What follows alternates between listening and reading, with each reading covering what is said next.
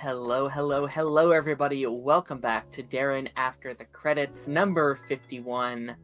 Today is a very special episode of the show, a very monumental day on this channel, because we have the final episode of any DC CW show, probably ever. This is the end of the line, ladies and gentlemen. And I am joined by two very good friends, Darth Bunyan and Taz. Hello, folks. How's it going? How's it going? Hello. Hope you're doing good. I'm doing good. I am doing good. I've been dreading this all week. Every day has been 6 more days until the last episode of Superman Lois. 5 more days until the last episode of Superman Lois. I have had the time of my life talking about the show this season and last season with Taz as well, and I think Darth was on a couple as well in season 3, right? Yeah, you were on a couple episodes. Listen, I think these 2 seasons of Superman Lois might honestly have some of my best memories with the show, because I have been talking with you guys weekly. Been having that conversations, and we've been able to dive into theories that we probably wouldn't have had if we were just kind of watching it on our own. So yeah, I'm very glad to be here. Me too. Thank you for having me. It's the end of the road, but it was a great journey to get here. It really was. It was way too short. It like the title said, it went by too fast. Yeah. I think that is the perfect tagline. Because it feels like it was just yesterday that the show was announced, and I know we keep talking about this, but it feels like we were just speculating on season 1, and then speculating on season 2, and then it feels like it was so recent that we got the news that season 3 going into season 4 was going to be the final season. It was going to be a short season, and we were just, speculating on how that season would go, and then it felt like such a big gap. It felt like forever in between seasons 3 and 4. And then we started getting teasers. We got, some set pictures. We got the Comic-Con trailer. We got the posters and all that. And then it didn't feel real when we were at the beginning of the end. And now that it's over, I still don't think it's fully registered and hit that this is it. That I'm going to sit down next Monday night and not have an episode of Superman and Lois to watch. See, conversely, it feels like he's always been here. He's always been a part of the fabric. Yeah. Do you know what I mean? Yeah. He's so instrumental in, just feels instrumental in everything because of, again, how definitive this version of Superman is. That even though we do say goodbye, that, he's always going to be there. I mean, he's always going to be a part of it all, and we'll love him forever. Yeah, I have thoughts. I do want to read some of these comments though really quickly, because I don't want to leave them unread. Hello, Seb. How's it going? Hope you're doing well. Hello, 3 Dubs. Team Forwood, I think is how you say it. Best finale in years, they say. Best finale since the Stargirl finale. Yeah, that's one of the questions I was going to ask, is do we think it's the best CW DC TV finale? I think it is. I would say my top 3 Superman. I think probably in this order: Superman and Lois, Stargirl, Arrow. Yeah, I think those are easily the top 3 for sure. Yeah. I think those 3 are. I think I might slightly prefer Stargirl, but I also think Stargirl is way more impressive, because it wasn't supposed to be a series finale, and somehow it was still the perfect finale. Somehow season 3 happened to be a great final season, despite not being a good final season, which I think is really funny. Seb has said the series finale was amazing. Who played Oder Jordan? I don't know who played Jordan. I know Betsy Talik's husband, right, played Jonathan. Yeah. No way. Yep. Yeah, that was That's the weird. big cameo that we were talking about, that they hyped up.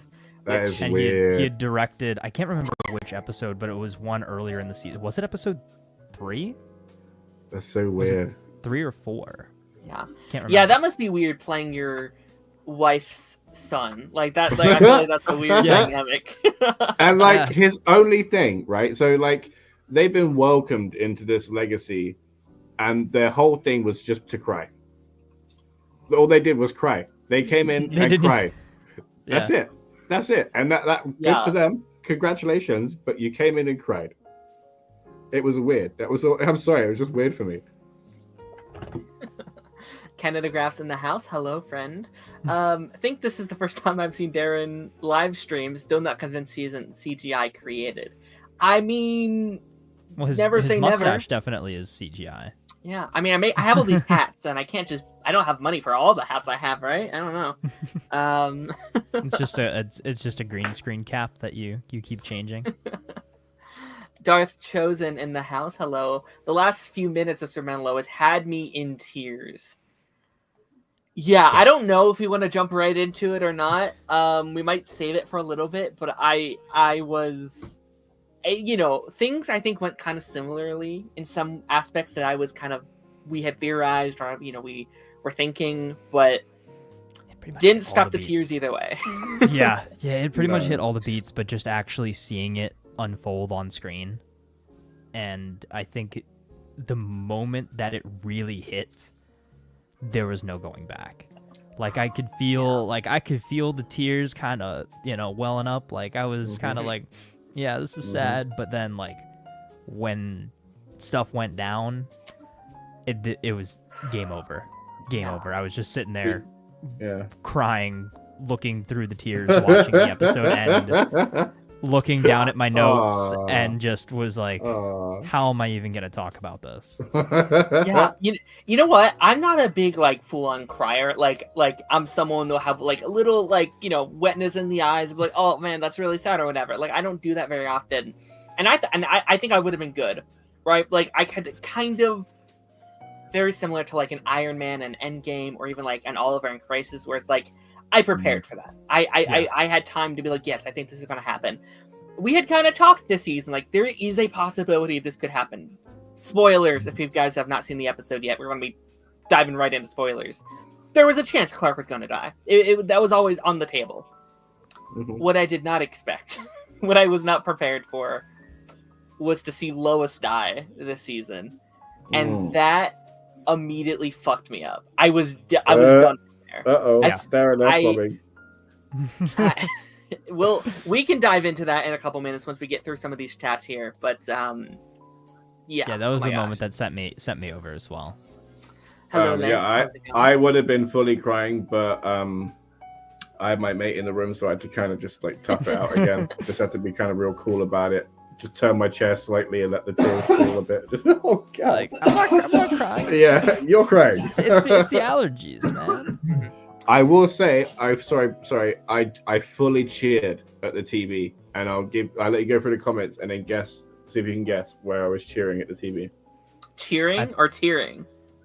Cheering, fully cheering. Okay. Yeah. Okay. I'm hoping it's probably the same moment that I cheered for as well. Okay. Ronan, hello Ronan, hope you're doing well. This is okay. Let's talk about the Brainiac stuff. Milton Fine never became Brainiac. Well. Yeah, this is true. But I feel like we've kind of known that for a couple weeks, that it probably wasn't going to be the version of Brainiac that we were either hoping for, or that you kind of go to expect when you think of Brainiac. Maybe Milton Fine already was Brainiac. In your bottle theory. Yeah, I mean, he technically, at that point, if that really is the bottled city of Kandor, or a bottled city on his desk, then yeah, he already has been Brainiac. Also there's something that we can get to a little bit later on. I sent Darren an article. Okay. Brainiac is a topic in that article. That's all I'll say for now. Okay, interesting. Yeah, no, I mean, we talked about this last couple weeks, where I said I think Milton Fine's being there and Tom Cavanagh's character being there, I think those were probably references or fill-ins to villains they probably wanted to get to, right? Yeah, I think we've seen a lot this season, them being like, okay, these are some of the elements that we want to implement in our final season. These are kind of things we want to get to. I think Milton was a fill-in for a full-on Brainiac. I think maybe we could have gotten someday. And then I think what Gordon was probably a reference or like a fill-in for Darkseid. I think they probably would have got to Darkseid at some point as well. I had to shave off my beard for the final to pour out one for DC TV. Yeah. It's crazy. It's over again. Like I think at the end we'll talk about some of our favorite memories and stuff like that for this era of DC and how we're feeling about now that it's all officially over. But yeah, you know what?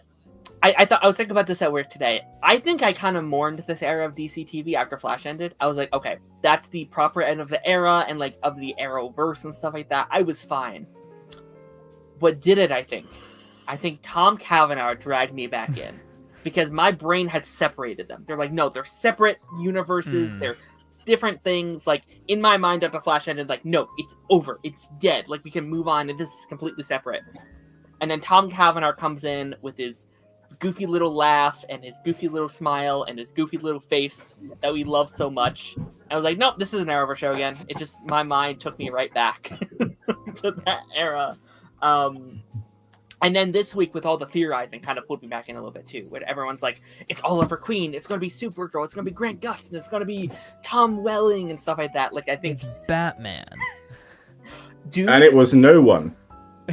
It was... No, it was someone, but it was not... It was someone. It was someone... Can I tell you guys some of the stupidest series that I've heard? Like, obviously, I can understand the Grant...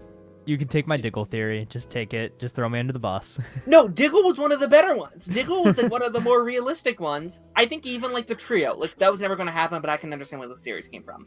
I heard Batman. I heard Darkseid.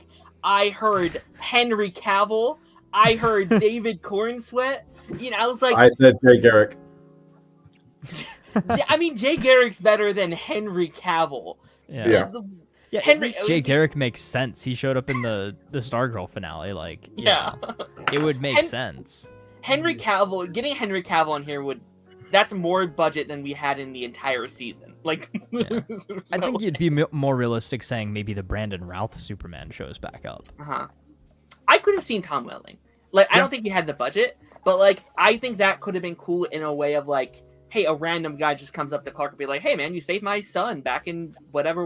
Thanks for that, or whatever. It's like a nice little, like, generational thing, even though they did technically meet at one point. But it should have ended with Superman sitting across from Jensen Ackles' Batman from Gotham Knights. Stay with me here. And they were sitting in the superhero cafe. And the voiceover was Clark telling Bruce this whole story of his life. I don't think David Cornsweet would be the cheapest. I absolutely do not. Unless he did it for free. Unless he's like, yeah, I'll do it, I guess. I don't know. Or like it was just part of his contract, like he could just show up. Maybe. I'm glad, you know what, Cecile, I would have accepted Cecile. I would have done it. I'd be like, you know what, all right, let's do it. Yeah, but he's contracted to one of the biggest movies of 2024. Like, I feel like they still would have had to pay him a lot of money to come on, I feel like. Do you think we'll ever see a Tyler Hoechlin Superman, maybe not him as Superman, but just a Tyler Hoechlin cameo in the DCU at some point? Yeah. Yeah. Maybe. I think, like, I could see someday they have their own version of Crisis, and I think the more time passes, I think this era of DC TV will become more iconic. I think we're heading into an era where, Grant Gustin and Stephen Amell and Melissa will be, this generation's version of, like, Linda Carter, Wonder Woman, and, like, Michael Keaton, Batman, and, stuff like that. So I think the further... to wait, like, 15, 20, maybe even 30 more years for them to pop back up again, but... Yeah, mm-hmm. I do unfortunately do think though Tyler probably lands on the less iconic side of these actors, just in terms of like, cause he was so late into the game, like he did come later than your Grant Gustin and stuff like that, and like he wasn't, I guess, part of like what I would consider like the glory days of like the CW DC stuff in terms of like popularity. So I do think they would probably bring in Grant Melissa, Steven, maybe even Katie before him. But I'd love it. I'd love if they somehow brought him into something later on, or maybe I'd be cool if they throw him in like the Superman movie. It's just like a little cameo on the side or whatever. That wouldn't happen, but it'd be cool. I think in a perfect world, maybe one day, like I would say maximum 10-ish years from now, we get an Elseworlds Arrowverse movie where they just bring all the actors back for like one final, like full-on Justice League style team-up crossover, no holds barred, just everything's on the table. That's what I want with now. With an actual like movie budget, or at least the budget of like a streaming show. Yeah, I would be so content saying like goodbye to the Arrowverse if they got like the one final thing. You know what I mean? Like I think like my we're gonna want another final thing because it's just been one final thing after another. Yeah, unfortunately, and I want more, and I know I shouldn't. I think it's just like they didn't necessarily like. I would say certain shows got to go on their own terms, but I feel like the universe didn't. Like it was one by one. Okay, this thing ended, and this thing ended, this thing ended. Like I would have loved a final little, even if it's like an animated movie. Like bring back these casts in like animated form, let them have one more crossover. Yeah, I don't know. I'm not going to talk on the Henry thing, but Tyler definitely understands the Superman character, and I think that's very impressive in terms of like he was very vocal about not seeing other versions of Superman because he wanted to keep his version very like his own. Like he didn't just want to copy what Henry Cavill did or what Brandon Routh did or what Tom Welling did. It was like, no, this is my version. I'll make it my own, which I think is cool. Dano in the chat. Hello, Dano. Sorry. The CW did Superman Lois dirty with a reduced budget. The CGI fight was not that great. Doomsday looked great, but did you have a problem with like the CGI in this final episode? Because I will say there was a couple shots where I'm like, okay, it's looked better, but I wasn't too angry about it. I think in a weird way, Doomsday looked better in episode 9 than he did in episode 10. I don't know what the disconnect was. I've usually been the first person to say that the CGI looks terrible, but I genuinely was sat there this week thinking about how great it looked and how phenomenal some of the shots were. So yeah, no, I didn't feel that at all this week. Yeah, I think the only thing that to me looked a little wonky was Doomsday from certain angles. I think he kind of looked perfect in episode 9. I think episode 10, for the most part, he looked great. I think scenery-wise, I think cinematography-wise, I think set design-wise, this episode was perfect. It was beautiful. It was everything I wanted. I just think maybe a couple little like close-up shots. The one that sticks out to me is once Doomsday got killed or knocked out with John Henry's kinetic hammer, and he's just kind of lying there in the street. Yeah, he does look a little bit like a PS2 cutscene, just kind of sitting there for a second. I think if that's the biggest complaint we have about the finale, we're golden. I did say at that point he was lucky he didn't rip off his finger when he ran off with him. I mean, just taking the hand and nothing else. Yeah. I have always said, like, if my biggest critique of a thing is it has bad special effects or CGI, then that's a great thing. Like, that is always going to be at the bottom of my, like, critique polls. Where it's like, yeah, that looks so silly, but, like, if it's a great story and, like, great characters and stuff, like, who gives a shit? Like, I don't know. I'm trying to read through some of these comments. Thank you, everyone who's leaving them. Tyler Hoechlin is the best Superman, says Clark Kent. Easily, David I'm sorry, I can't speak today. David Cornsweat has big boots to follow. Like, I trust James Gunn will make a good Superman, but still, I know, I agree. Like, me and Taz were talking in like or Twitter yesterday, and we're like, it's going to be really hard to do like a Superman story better than this show. Like, it's gonna be really hard to live up to it. Do we think the Superman movie can live up to this show, or do you think it's going to have a harder time kind of living up to the legacy? I think short answer is no other Superman project can even come close to comparing to this until you have almost 10 years worth of that version of Superman showing up and having his own series and being a part of team ups and things like that. We mentioned this on Lance's stream just, an hour ago, maybe. Tyler Hoechlin started as Superman in 2016? Yeah. He came onto Supergirl season 2. So we've had him for about 8 years. Plus now he's had 4 seasons worth of a show to grow and develop and get such a deeper character study than you could do in a movie. So there's absolutely no way, even if it is the best Superman movie ever made, there's no way that the James Gunn Superman movie could even begin to be on the same level as Superman and Lois just on a technical aspect. Yeah. Could it eventually get there if we get, 3 movies, a couple Justice League team ups, for whatever reason they decide to give him a TV show down the line? Sure, if we get enough content with him, maybe it could live up to it. It's but like... Sorry, go ahead. I just think that this kind of sets the framework going forward. Right. And it sets a new standard. No, you're good. Kind of like Tyler Hoechlin, Supergirl season 1 versus like Tom Welling at the end of Smallville, where it's like... Exactly. Well, clearly we're going to like Tom Welling more. We just spent 10 years with that guy. But, 250 episodes or whatever crazy number it was. It's going to... Yeah, I agree with you. And like, I'm curious because I do think James Gunn is doing things very smart, and it seems like he's kind of taking things from several mediums. Like it looks like he's looking at what worked for the MCU and what's worked for Star Wars and what works for, animated shows, what worked with the Arrowverse potentially, and being like, okay, how can I implement all of these pieces together to make the best version of that? And I think the way he's implementing already like TV shows into the mix is very cool. Like that's already something that the DCU the DCEU took almost 10 years or 8 years to finally do. So I think that's cool. Yeah, and I think too is so just a no. I do want to make it clear that I am not in any way hating on the James Gunn Superman movie. I think David Cornsweet's going to do a great job as Superman. Obviously, I'm going to be in the theater opening weekend. I'm going to watch it. I'm going to love it.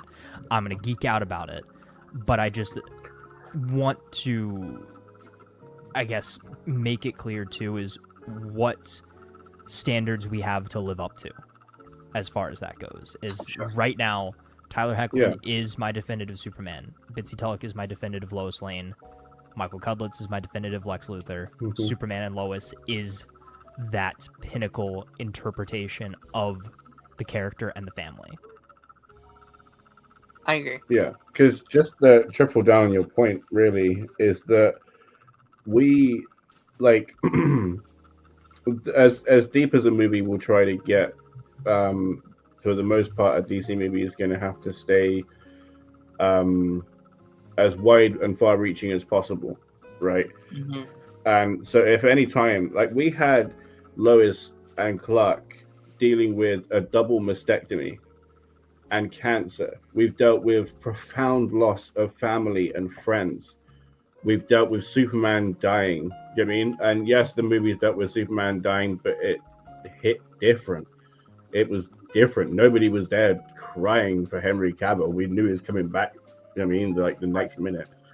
And yeah, so like even when, for example, like one of the other shows or another show like Arrow, for example, dealt with a traumatic paralysis, they did it so badly and poorly that all anybody did was just roll their eyes.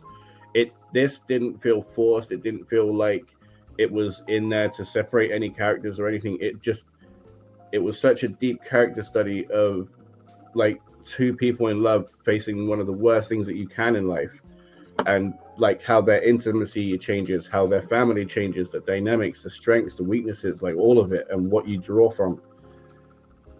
And it's so rich and deep and raw, and the whole time you're on edge and feeling everything, all of the highs, all of the lows with them. Like there's nothing that's ever going to come close, in my opinion.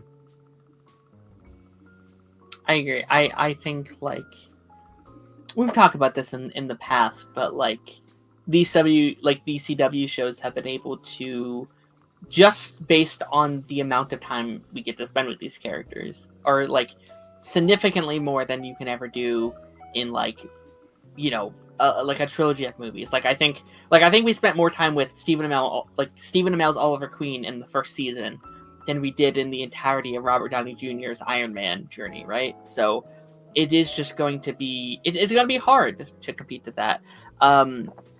Dano, I'm sorry, I keep saying your name right, also talks about Elizabeth Tulloch, and like what she's done for Lois Lane, and like I think even more, like I feel like there's been a lot of competition in terms of like the Superman, like it's a very high bar. I think for me she's easily the best Lois Lane. Not to say there hasn't 100%. Been fantastic Lois Lanes, there has been, but like I honestly think she's the star of the show. Like I know Superman's the star character, but I think she might be the best character on the show. I think she has the most to work with.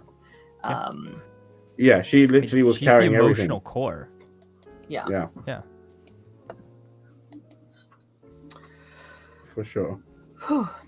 Dano says, okay. Go ahead. Go and then we'll talk about this. I was just gonna say, can you guess which bit I was cheering at? Can you tell? Okay, there's two that I feel like it could be. I'm gonna guess. Don't say anything until both me and Taz guess, but I'm going to guess Crypto. Ooh. Taz. Okay, that's a good answer. I was gonna say it's a very good guess.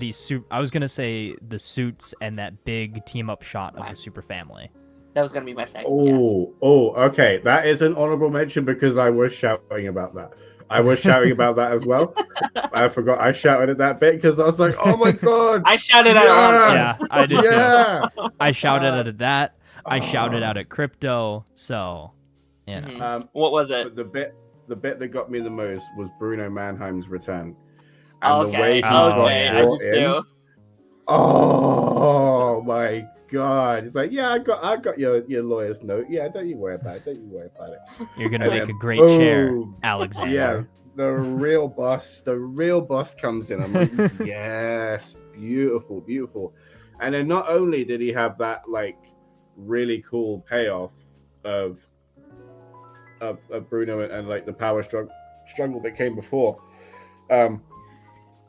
like wrapping up the story and doubling down and having Clark meet him and say, I want to fix the problems as well as save everybody, which was amazing. And dude, honestly, it just made the character so much better for me, and he was already one of my favorite characters of the show. I agree. I actually think that might be one of my favorite. I actually think it is my favorite part of the episode. Is like, you know, Clark and Lois, and I guess we're finally kind of like diving into the actual episode, and we'll jump back around, I assume, to the start. But like, now that Superman knows his powers are leaving him, like he's settling down, he's trying to find out what does the rest of my life look like. Both him and Lois being like, what are our legacies? And I think bringing the Bruno Mannheim stuff full circle to be like, you know, you've never you might save the world, but you're not actually making a real difference. You're not actually you're not changing the world. Like the world has still stayed the same as long as she's kind of been here. So I think them finally being like, okay, so how do you expect us to do that? And sitting down with them being like, okay, how? Like what are your ideas to do this? And I also think it's such a good Superman thing where it's like his thing has always been like, well, everyone always has a chance to change. Like everyone always has an opportunity to grow. And what a more better example of that than Bruno Mannheim, someone, you know, who's been a known, you know, criminal and done all these bad things. But Superman has seen him and be like, no, you can be something more. You could be a difference for people. And I think that's so cool. Yeah, 1,000,000%. I love him so much. It also made me sad because I imagine, obviously we're jumping into spoiler thing here, but like I imagine when Lois died, they probably had a friendship over that course. Like I imagine when he heard that Lois passed away from cancer, like that probably was tough on him. Like, I think he's might be a bit older than her, so I think he might have died first. So we might be. Okay, you know what? You might be right. You might be right on that. I mean, it would have been sad on her finding out about him, though. You know, so vice versa. Vice, you know. Sure. Before we get all to the end stuff, right? The stuff at the start, the fight was amazing. Yes. Really, really good. Interesting thing with Jordan. Yeah, what was that? Yeah, I didn't know what that was either. He just was it like it kind of reminded me of Solar the flare? season 2 thing, right? Where he's like powered up or whatever, but like yeah, you're right. I don't know. He was, and then John was like, "Did you just blow me up or something?" Like it was like I don't know, kinda. They brushed like he past just had like a really super quickly. like a supersonic CPR. Like what? Mhm. Yeah, kind of like the Flash with his bolt of lightning. Yeah. Mhm. Yeah, but beautiful scene though. Beautiful like brotherly bond scene. I kind of like the idea, like if they wanted to explore that, where like maybe the kids have like slightly different abilities than Clark, like maybe because they are a second generation down, like maybe they don't have like maybe it's like a Miles Morales thing, where like Miles maybe doesn't have all the abilities of Peter, but he has some other stuff that makes him different, right? So like maybe there's or a like bit... somehow their abilities work in tandem with each other, like only in close proximity can they do these like super moves, basically. Right. Wonder Twins powers activate. Yeah, really. Yeah, I loved that scene with like with the boys. Like obviously we saw that in the trailer, and I think it was a very just like, oh, just give them a final scene together or whatever. But like don't leave me again. He's like, okay, I won't. And then I think like the parallel to then seeing them grown up working together.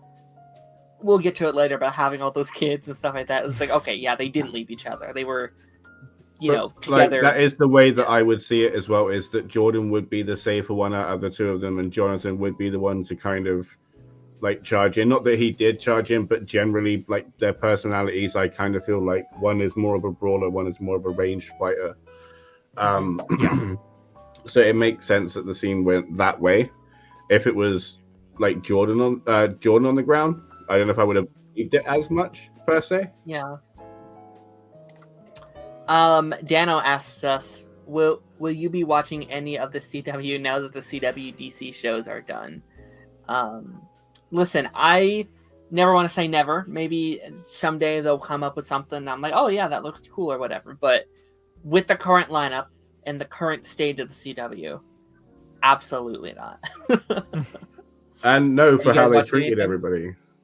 Oh yeah, like let's be honest, like they treated us like shit year after year after year. Like I've said this on here before, but like I think CW fans or like even Arrowverse fans are some of the most loyal fans you will ever find. You know what I mean? Like they treat you like shit and they cancel your shows, and they don't they don't like defend the actors, and they do all these terrible things. And we're still like, well, give me more. I just want more. You know what I mean? So, yeah, I'm for now, I'm done. There's after I literally think after we get done recording, I'm going to go downstairs and delete the app on my TV because there's nothing else there. I think I'd keep it for just like sentimental reasons. Like, there's obviously nothing for me to watch right now. Yes, I guess there's sporting events on it. Like maybe if for whatever reason a game or whatever that I want to watch is on the CW, sure. Or if I'm like forced to watch it against my will just because it's on a TV, like at the gym or something, sure.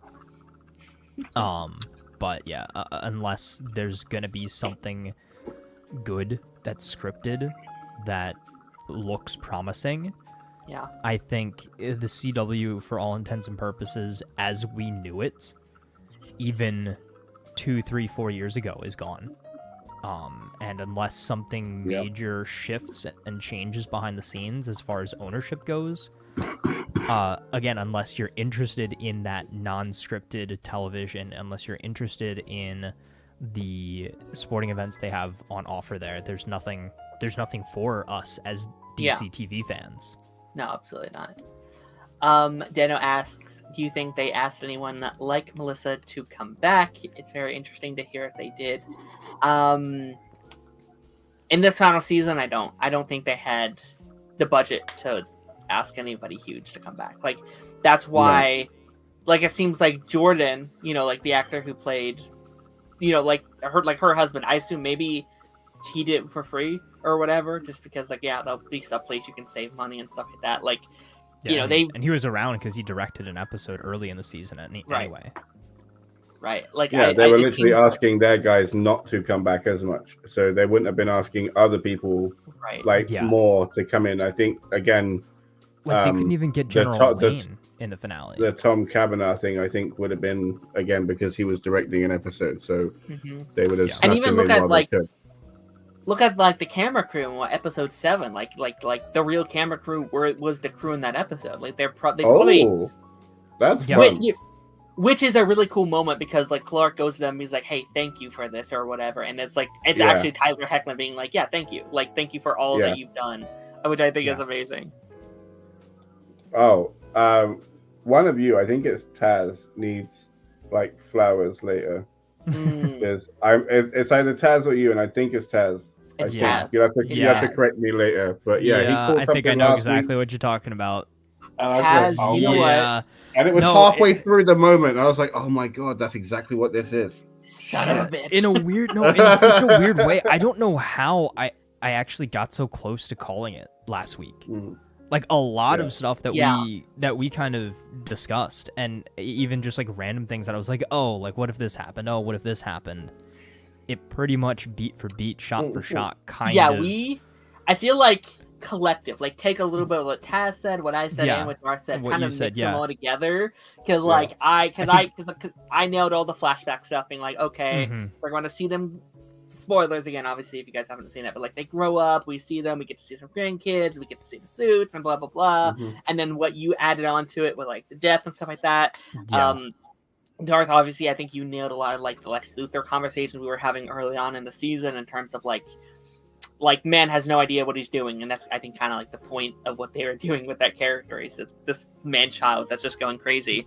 I think it's a testament too to how well we knew the show as fans, and how much they paid that off. It was very much so telegraphed. There was nothing in this season that was out of left field. They set everything up. There were breadcrumbs to follow into this finale from the beginning. So if you were paying attention, if you were a fan of the series, if you're a fan of just superhero television in general, if you know how TV shows structure and set up plot points, it was pretty easy to call the direction of this season. And the ending that we got was not necessarily something that I could have predicted from the beginning, but I think if you go back and you look at our thoughts from episode 1, 2, and so on, is that kind of evolved over time, and we got closer and closer to cracking the code on what was going to happen. Yeah, and I think this is a great example of like the most predictable route doesn't mean that's a bad route. It just means like that's the natural conclusion of these characters, right?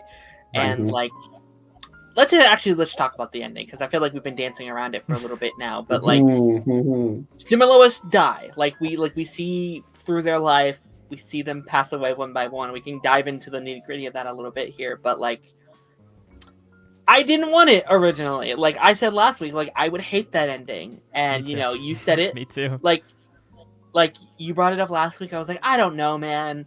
And on my pipeline term my other friend brought up like, hey, I think this is how it's going to end. And the more I thought about it, I'm like, you know what? I think this is the way they're going to go about it. And I was still not convinced. I was like, I don't know if I want them to do this. I don't know if I want to see one of my favorite fictional characters die in front of me. A show that's about hope and inspiration and, all these things. But I think it still held true to that, though, too. I think they did it in, like... I think if you pivot a little bit, I would hate it. If I think you pivot a little this way, I would hate it. And I feel like we're in the middle where I'm like, you know what? In this exact way, I don't hate it. Yeah, because they kind of gave you the best of both worlds. Like my original theory, or like my hope, not necessarily theory, but my hope was that Clark would be back to full strength and he would pass the mantle on to John and Jordan. He would just go retire, live out the rest of his life as Superman. Things would be great. Lois would be by his side, all of that. And we got that to an extent. Clark got powered up enough to finish the fight. He defeated Lex. We got one of the coolest fight sequences ever. He punched Lex out of his suit, which was amazing. So good. absolutely amazing. And then he swooped in enough time to catch him and was like, I could have let this man die right here, right now, but I didn't. Yeah. I won't kill you, but I also won't save you. Yeah.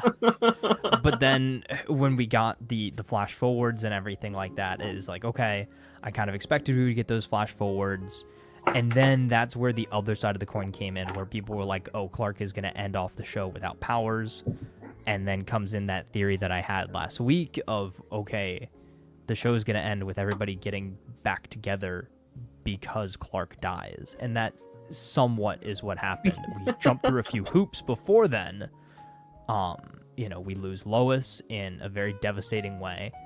I was not expecting them to do that, especially after, the big plot point of this season was she beat her battle, but then it came back and it was too much. She did also say like her doctor wouldn't go as far to say she's cancer free, which we should have seen as a real red flag. Yeah, you're right. Yeah, and I don't know if I brought it up this stream or the last stream that me and Tez were just on. They're kind of blending together a little bit now, but I think that is what like destroyed me, was like the Lois thing, like spending all of last season, her fight, her battle, us being, obviously we all kind of knew that, it wasn't going to end bad. Like, oh, like they're not going to kill Lois off. They're going to save her. But still that worry of like, what if she doesn't make it, and seeing her win, seeing her prevail. Right. And then that gut punch. Yeah. It's like her cancer came back. Yeah. And this being the end of the show, they have full, complete freedom to do and end it however they want. And I struggle with that ending because in a lot of ways you're like, no, like this is such a strong character. Like there's no way that, this could have been the thing that takes her out in the end. But then you think about the fact that, listen to Clark's voiceover, is they lived happily for another 32 years. They grew old together. They spent every single day together. Right. Every day was a little bit better than the last. They watched John and Jordan grow up and have kids and all that. No, right? So he lived 32 years, right? Lois didn't get all of those 32 years, which is what I was going to say. Is how long do you think they had? Because I think at most pushing it, just from the age of the boys, I want to say 15. Yeah. Of those 32, which is devastating. I think so. The way that I interpreted it, right? Clark didn't necessarily live for 32 more years. He said, I was Superman for another 32 years. No, alive. I lived for another 32. It was. I'll check it right now. Okay. It was either I lived for another 32 years or I was Superman for another 32 years. I think it was remember. I lived. Yeah. Okay.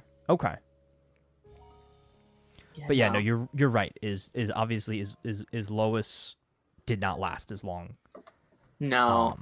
Which I was not expecting. Like I don't know why. Like, it never crossed my mind that Lois would die before Clark, but it makes sense, I guess. And like that heartbreaking thing where it's like we talked about all year last year, but like that thing that Clark just can't punch. Like he can't punch cancer. He kind of has to let it happen. And I think that's such a great way to write Superman. But like, listen, like Clark got to retire. He got to train his kids. He got to watch them have grandkids. And like, I don't know why, like Grandpa Clark Kent was not something I knew I needed. And then like seeing him play with the car with one of his grandkids, I thought was beautiful. I was not expecting 9 grandkids among I was like, kids. Where did all those kids come from? I also wasn't expecting Tyler Heckler to look at the cat straight down the camera, which was hilarious. But he straight on did it. I saw the screenshot too. The dog looked straight at the camera. Aww. I do want to ask this question because this is what I was thinking about this. Do you think John and Jordan's kids have powers? Yeah. Some kind of dormant gene or whatever. Yeah, I mean, the whole theme was legacy. I think if John and Jordan are half Kryptonian, they're quarter Kryptonian. Yeah. Like, I think they would have showed us. They just couldn't afford the suits. Yeah, they could have just had all the kids like floating. I imagine it's like a Jack situation where just an army of 9 little floating kids just causing havoc or whatever. Or maybe it's like that's probably not how this works, but it's like, well, like it skips a generation where it's like, well, maybe Clark and Jordan aren't as powerful, but their kids are like Superman level or whatever. They're just powerful from day one or whatever. But yeah. Okay, so I had a couple of, we can throw in a couple random theories, right? Okay, go ahead. So, Clark lived for another 32 years.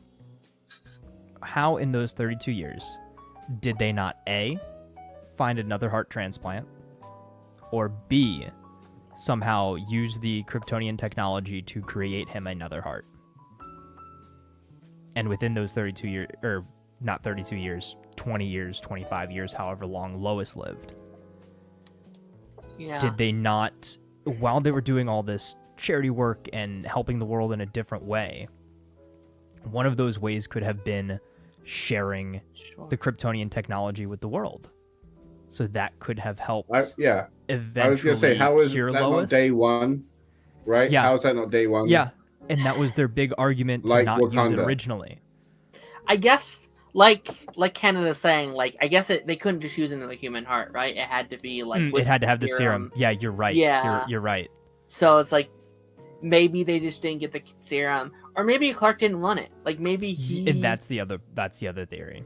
Like especially like if it's after Lois died, he's probably like, no, I don't need to live longer. I'll just live out the rest of my life as is. I'll watch my kids he grow lived old 32 years. Yeah. And I guess in a way, I can't remember who said this, but I saw it somewhere. Is that maybe you kind of take it like a gift in a way? Is Clark was going to live extraordinarily long as a Kryptonian on Earth. And he would have seen everybody around him die and grow old while he's just sitting there to watch. So to, in a way, get this gift of a normal life with the woman that he loves, to both of them sit there and grow old together, I think it's poetic in a way. Okay. Now, I wouldn't be me if I wasn't me, so I'm going to be me. And I'm going to shit all over this a little bit. Now, little bit of a logic flaw, because I thought there was a wonderful moment where he had that teary embrace with Lex Luthor, right? But it's all for naught. Right? Because the second he stepped through that door or stepped off the bed, whoosh, there's the teenage boys. Do you know what I mean? So is it that, like, time is irrelevant and that they're in a space where they've just rocked up dead and forget that their parents and are now teenagers solely to exist in their reality, and good luck, kids, you know? Or, like, is it just that these were a representation of the kids to his soul, to his heart, for him to, like, to be happy in eternity with? If that's the case, what does that mean for, like, Lex Luthor / John Henry / Lois, for instance? Do you know what I mean? Is this just this, like, his slice of heaven where everybody's a figment of his imagination, including his damn dog? Right. Yeah, you're right. It does definitely... I did see a lot of talk about this. It throws logic out the window.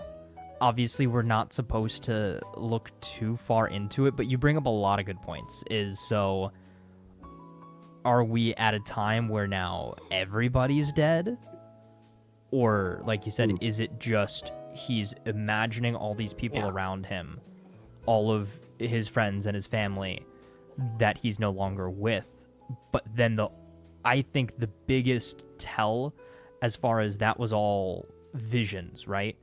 Is that was leading him to the door. You open the door and Lois is there waiting for him in the big white room of nothingness. So I think that was like basically his journey into the quote unquote afterlife. It's tough because it's like it's very much so open to interpretation. Right, like there's no like. As is the afterlife. Yeah. No, 100%. Like, I mean, dude just turned into a Force ghost. Like, yeah, like, I I had a know. friend that's like. I had a friend that was like, well, I don't like that they kind of brought in like heaven to Superman and Lois. Like, that's kind of a weird thing where it's like, well, I don't necessarily think it has to be heaven. I think it's very open to our interpretation of what that was, right? Maybe it was heaven. Maybe it's just like, this is how Clark is, I don't want to say grieving, but preparing to go, right? Like he is, which I personally love the scene where he is one by one, very similarly to like the camera crew. Tyler Hoechlin is slowly getting to say thank you to every cast member of the show, being like, this show is possible because of you, and because of you, and because of you. My only complaint, why couldn't we have got Sam Lane for the scene? It would have made perfect sense. Or at least he should have been there for the scene when Lois died. Like, because she calls out to her father there as she's dying. Yeah. Like, if we would have just seen, again, like, the little Force Ghost hologram of him or something. Or if he was in the weird afterlife thingy. I kind of wish, like, maybe it would have been too much, because I do like opening the door and she's there, but maybe open the door and it's Sam being like, there's someone waiting for you, son. He takes his hand or whatever, and it's taking her to Lois or whatever. But maybe they just couldn't get him. Like, maybe they just, didn't have the budget or wasn't set that day or whatever. Her seeing Sam does lend to, was it Taz saying about a process of grieving and dealing with things that you can't, because obviously that would have been her big one, like her husband living for a whole chunk of life that extends her own because her father made the ultimate sacrifice, Right. So that does work there. I always think afterlife stuff is always very interesting in movies and TV, because it is like, we know, similar to like dreams and like movies and TV, where it's like, we don't know shit. You know what I mean? It's this real life thing, potentially, that we know scientifically nothing about. So it could be whatever the heck they want. You know what I mean? So it's like, I think that's cool. I think, I've heard some people say it's a little goofy and a little like out of the norm for Superman Lois, but I honestly, I really liked it. I did. I thought like perfect for them. I don't know. I felt like I needed it, to be honest, because like it felt like I was getting a chance to say goodbye to Clark Kent as well. Like I don't think I was ready to say goodbye to that character, and it's like no, they gave me the chance to kind of properly say goodbye, and as he's entering away, I was like, okay, bye, man. Like I'll see. It's kind of, this is a weird reference, but it's like. Such a weird reference, but Blue's Clues, when like Steve left Blue's Clues and he like looks around at the door and be like, I'll see you guys later, and walks through the door. Weird ass reference for Superman and Lois, I know, but like I don't know, I thought it was very sweet. I thought it was and like when they said a bittersweet ending, there's no bittersweet that I don't think you can get more bittersweet. And it was literally Scrubs / Charmed in its ending. Do you know what I mean? It's like a perfect mixture of them both. Yeah. I think too is having that afterlife segment too is it does still give you a slice of hope, right? So we're not just ending the show with present day now, John and Jordan being sad that their dad is dead and their mom is gone too. And it's just them. But we get to see Clark's kind of journey and reflection on his life and the people who gave him such an incredible life, and his voiceover kind of rings true too. Is he said it really kind of hit hard as he came to Earth and he was alone, but then through the people he met and the relationships he built and the love he found, he's not leaving the world alone. No, I agree. I think that's what the show has always been about. Like, we've seen hundreds of different adaptations of Superman, but what makes this show so different is about Clark being a father, Clark being a husband, Clark being a friend, Clark being sometimes taking the super out of the man, and like, what does it mean to be a man who happens to be Superman? Just a regular guy. He's just a regular guy, and I think that season I think the season has represented that perfectly. I do want to read a couple of these comments here because I don't want to forget about you guys. Thank you everyone who's commenting. Stranger said, also, I think this broke the season 4 curse for the Arrowverse. I will say forever, I think Supergirl did that a long time ago. I love season 4 of Supergirl. I like season 4 of The Flash, okay? I'll be a defender of that. And I liked Damien Dark in season 4 of Arrow. Everybody's got to stick up their butt about season 4 of Damien Dark because he killed Laurel Lance, okay? Some death needs to happen, okay? Look at where we are. We're saying goodbye to Superman and Lois because they died, okay? Death happens in shows, I will okay? say...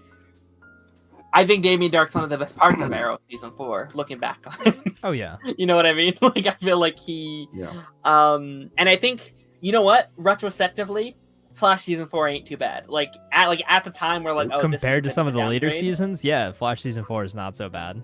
I will take season 4 any day over some of the stuff. Neil Sandilands is very charismatic as a villain. Oh, fantastic! I mean, and that's one of my problems is that he went away. Like, I think if it would have just been him for most of the season, I would have liked it a lot more because he is really good. Daniel what was Legend season 4? Oh, don't. I want to say it was the Monster Hunter thing with Mona and the Hawaiian werewolf. What was his name? Neron? It's like Neron, yeah. Like, so it was honeycomb paste. Okay, so it was a big Constantine season though. It was. It was really bad. It's my least favorite. Wait, was season 4 was season 4 Thong Song? Or was that season 5? That was finale, I think. 5 or 6. Okay. I think. Or no, maybe it was 5. No, yeah, I think Thong Song was season 5 finale. Season 5. Okay. Season 4 to me is crazy where that Legends had multiple more seasons than Superman and Lois. It is. I love Legends, love Legends. I love so Legends. Much. I do think in a different way, in a real different way, because like Superman and Lois is like pure, sanctified like content. Do you know what I mean? Like it's just perfect, right? And then Legends is just I love you with all my heart, you goopy bastards. Yeah. My love for Legends goes up and down like a roller coaster. Like every season, my opinion changes. I'm like, oh, I like it, no, I don't. Oh, I like it, no, I don't. Oh, I like it, no, I don't. I mean, that goes from episode to episode. Yeah, it was just fun turn your brain off show, and like it was very much so character driven rather than story driven. It was more so just like what like crazy shenanigans are the crew of the Wave Rider going to get up to this week. So it was kind of more anthology than anything. Dano asks, okay, last question before I go. Thank you, Dano, for being here. Been loving all these questions. I genuinely very appreciate it. Arrowverse endings ranked. So I don't think we're going to rank them, but what show do we think has what are some of your favorite endings within these shows? Like, do we think Superman Lois has the best individual ending, or do we think someone else has that? Hands down, yeah. Hands down. Yeah, but I will say I enjoyed The Flash. I'll stand by, I think me and Taz have different opinions on the Flash finale. We talked about that when that ended. I think that final moment in the Flash finale, that might be my favorite moment. Like Barry giving his lightning to everybody else, and that final shot with him running into the sunset, perfect. I would not want the show ending in any other way with him running into the sunset with a smile on his face, being like, that's what the show's about. I think the story that the Flash finale was trying to tell was what it should have done. I just don't think it was the best execution. I think everything leading up to that end of the episode could have been done differently, could have been done better. But again, I think that it ended in the right way, and I think that leaves us in a strong spot for that show. But I think I did mention this earlier, though. Superman and Lois number 1 for me right now. Stargirl number 2. Arrow number 3. Yeah, that's where I would rank at least my top 3. I'm not really sure where I'd slot everything else in. Probably I guess Flash number 4. I loved her. Yeah. I loved Arrow, but I would always put Flash above Arrow. So, Are we talking finales as a whole, or just the actual ending, the final couple seconds or whatever? Because I feel like that's that's different. Then that is different. Yeah. Yeah. Then I would. You know what? Sorry, go ahead. No. If we're just talking endings, like you said, like maybe last scene or last minute or two, then that's maybe a little different. Right. But I'm more so encompassing not just final season, but at least finale episode. And again, where they were trying to leave the characters off, and the story that they were trying to tell at the end of the show. Yeah, I think okay. I definitely think some of these finales have been a little rough, but it is my hot take to say I think the actual final moment for every single one of these shows have been good. Like, I've liked those endings. Like Flash, I like that final running scene. Super Lois, heartbreaking. I love the Stargirl final moment. I'm sorry, the Supergirl final moment. Like, that finale is a little rough in spots, but like her taking her identity and being like, I am Supergirl to the world. I love that. I love that. I got to use it in a video for this year for Superman and Lois. Yeah, it was great. Hot take. Obviously, I really wish they would have got their proper ending. I kind of like the Legends ending a little bit because, like, while that sucks, they're all in prison. That's also low-key Legends, like, really Legends coded. This, like, well, the adventure lives on. Like, of course they're getting in a... Like, of course they're in this stupid situation they're going to have to get out of. And I feel like they're always going to. Like do we ever want them to have, like, a permanent ending? I forgot that was how the show ended. I forgot that was how it ended. Oh, man. Yeah, then speaking they just need to do... speaking of endings, right? I'm really torn with Superman and Lois's, right? Because while it is perfect, it is, as you said, a very heartbreaking and uplifting thing, right? It's hitting all of the notes at the same time, you know? It's like the sad version of the brown note, you know what I mean? Like, it's just all up there and it's all pulling on the heartstrings at the same time, and it's just devastating but beautiful, right? How would you have felt, do you think it would have been as good if the time jump wasn't as far and it was in the middle of Superman's career, to where he still had some power, the boys were out being super powerful, John Henry was there, Natalie was there, and like Legends, it left their business unfinished. Sure. Like, but still super hopeful. Like, how do you think you would have fared? I think I might have liked that ending a little bit more. Like, I wouldn't have cried, I guess is probably the first part about it. And that's kind of how I envisioned it in a way as well. I'm so glad you brought that up. It's kind of like the Incredibles ending, right? So it's, the Underminer comes out and everybody puts their masks on and, you go to work, right? The way that I kind of envision that is maybe we do like a 5-year time jump, right? Like you said, Clark's still got some power.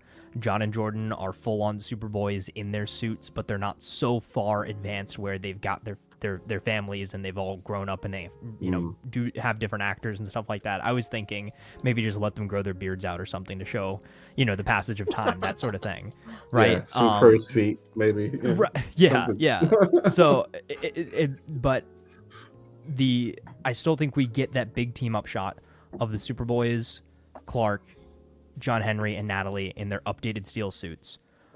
But the threat that they're going to fight should have or could have been Brainiac.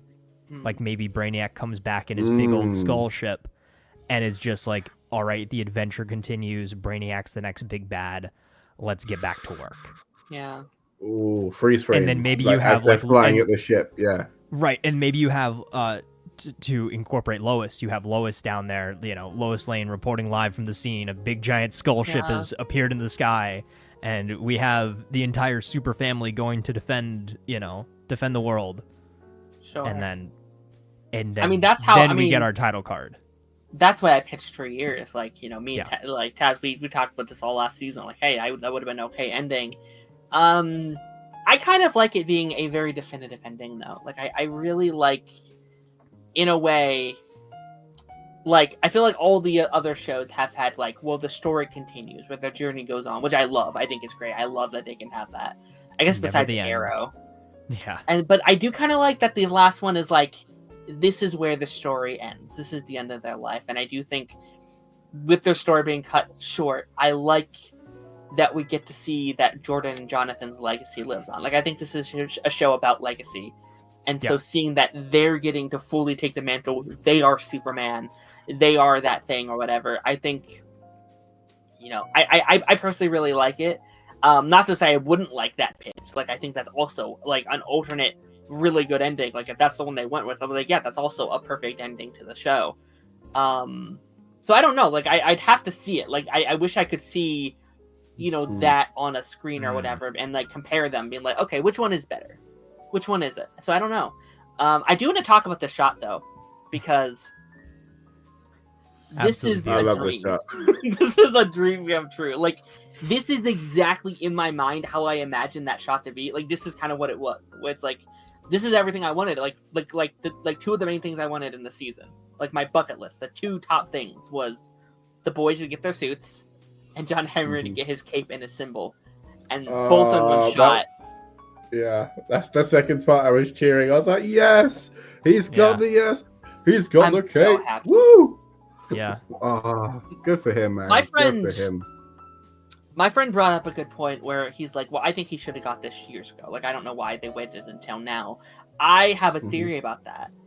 I think originally, he would have got that in the season 4 regardless. Because I think it would have made a lot of sense if he would have got it during the Death of Superman arc. Superman's dead. What a better time to design him like himself like Superman when he's gone.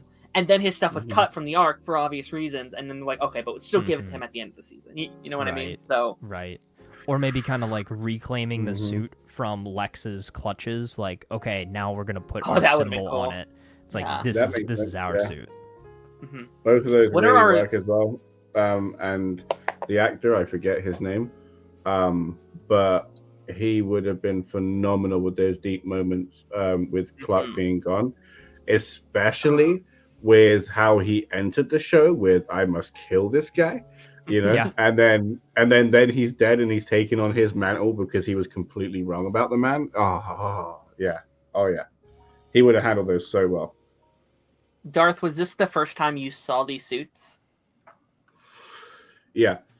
Okay. It really was, and I kept rewinding it a little bit just to go back and check him out because they were really, really cool. And I think they worked really well because Jonathan's was similar to his like comic book / red trousers and jacket like kind of vibe, but in line with this reality.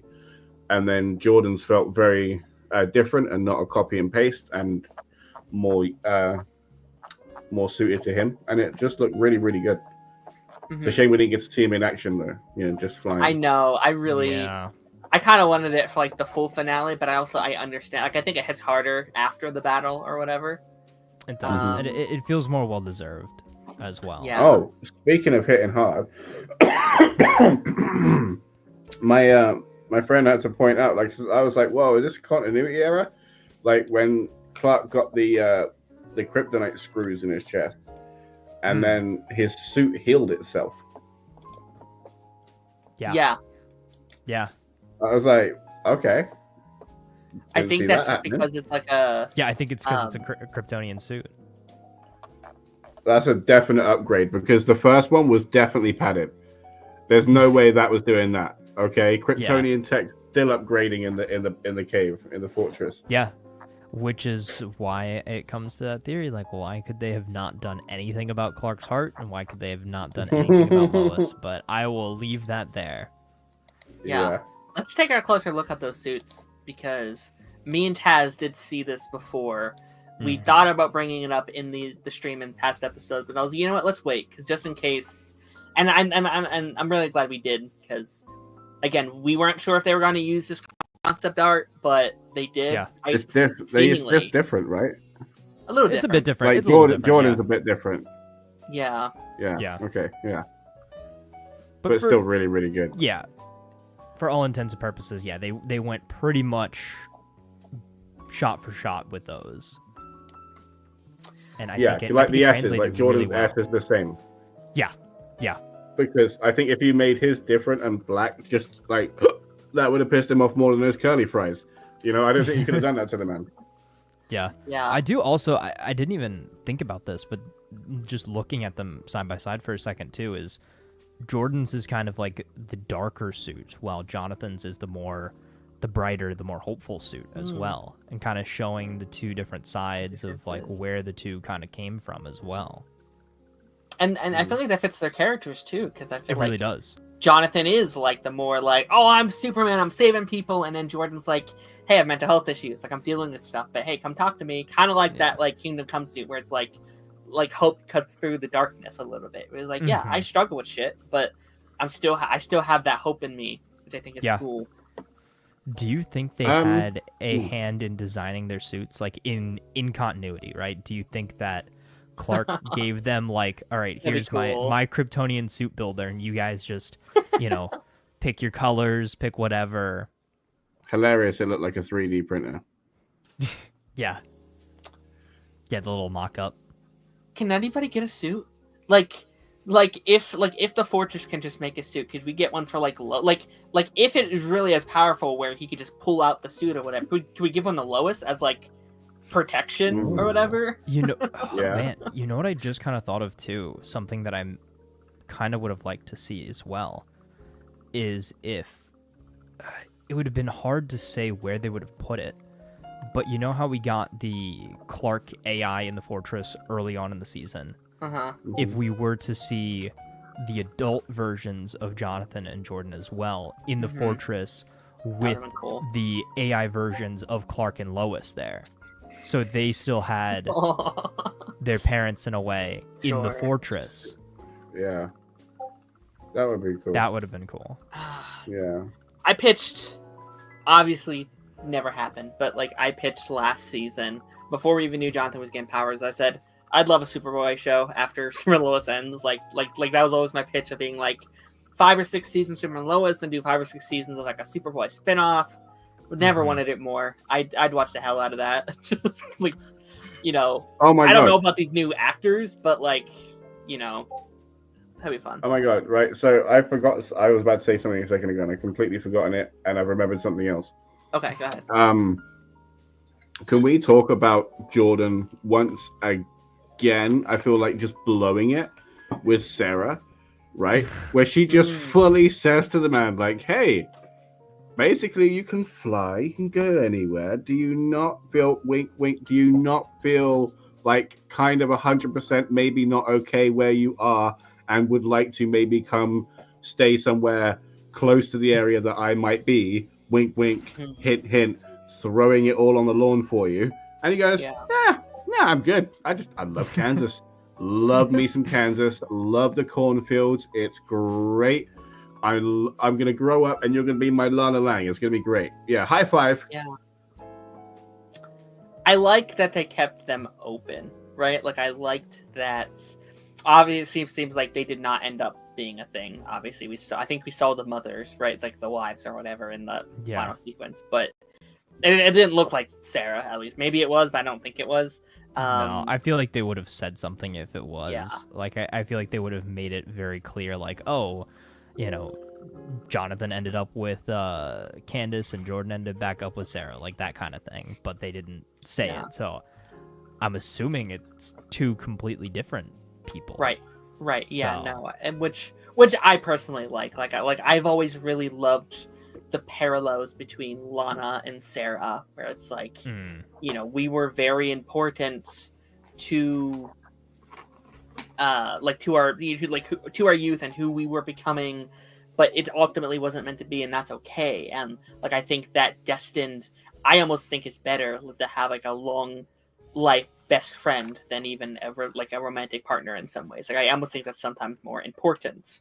So I'm fine with them not ending up together. I did think it was weird, Sarah, and we can go through and talk about the individual characters and where they ended. I did think it was weird she wasn't in the wedding. She was just I'm gonna stay out here and out in the barn while this happened. And I was like, all right, Sarah, come on now. I thought that was a little odd. I was looking at the scene. I was like, am I missing something? I was like, did Sarah not show up to her mom's wedding? Like, what the heck is going on I here? thought she was just still studying abroad or something. You know what I mean? Yeah, I was like, that's but strange. then I did the math. I was like, wait, no, they said a year later she was gonna go study abroad for a year and then come back. Yeah. So. And they could have waited to do the wedding until she came back. Like there wouldn't have been a rush. Like. Yeah, I think the older sister was there. Yeah. Or the younger sister, sorry. The younger sister. Yeah, Sophie. Yeah, she was there. Yeah. Sophie. Yeah. This is which we also figure out that's Lana's middle name as well as Sophie, right? Yeah, and I was like, that makes sense. Yeah, I on my bucket list, like one of the few things we didn't predict was not predicting a wedding for Lana and John Henry. Yeah, didn't know we needed it, but I liked it. I know, especially because they teased that they might break up. I was devastated. I was like, "Don't you do it? Don't you do it?" Yeah. And then they went the other way. I was like, thank God. Thank God. Yeah. Lovely. Yeah. It is funny though. This is their only episode this season. Is the episode they get married, which is funny. Yeah. But no, I think they both deserved a good happy ending. Yeah. As well, and I'm glad that it ended up. Who did I miss? Right, because you guys said that like everyone else, like this whole the Arrowverse is going to be closed, like there's going to be like an Arrowverse like reference or something, and you said somebody turned up that I missed. Who was it? Oh, it's just Betsy Tollick's husband, I think. Yeah. That's tied to the Arrowverse. Oh no! Oh, I think... no. I don't know who that is. Right. I think that has to be Tom Cavanaugh, right? Where it's just like a little... Yeah, I'm guessing. So the Tom they Cavanaugh just cameo is the. They just spoke colloquially about the closing episodes as opposed to episode. Yeah. And they meant you got a cameo in one bit, and then the end bit's just gonna bookend everything really nicely. So pat on the head. Mm-hmm. Right. Yeah. Okay. Yeah. Right. Okay. Yeah. So cool. there was I thought no I missed like somebody, larger. so... No, there was no larger Arrowverse connection. At least nothing that I could, gather from it. See, that's my thing. I was waiting for something because I kind of feel like we got Paul Bettany teased again. You know what I mean? Set up for something to wait for. And then even to the last scene, I was there chomping at the bit like, nope, nothing, no, okay, okay, cool. Yep. Cool. Betsy Tollick, love you, favorite Lois Lane. Really wish you would not have mentioned that. It's the same thing as like Cecile in Flash Season 8, where she's like, massive appearance, massive thing. It's just Damien Dark being like, hey guys. I was like, oh, okay. Who we had already seen earlier in the season too. Yeah. DH1, I want to answer this question really quick. Have you guys talked about Skeleton Crew? Plan is for next week because I have not watched it yet.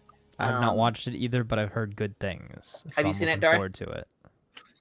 I have not. I've been working very hard. Gotcha. No problem. I'm excited though. Like I'm hearing good things. So yeah, I hear like it's basically like Star Wars Goonies. So it's fun. Yeah. Yeah. Okay. Cool. I haven't watched any of the trailers either, so I'm just gonna go into it completely blind. So I've seen one because I wasn't like necessarily. Yeah. Go on.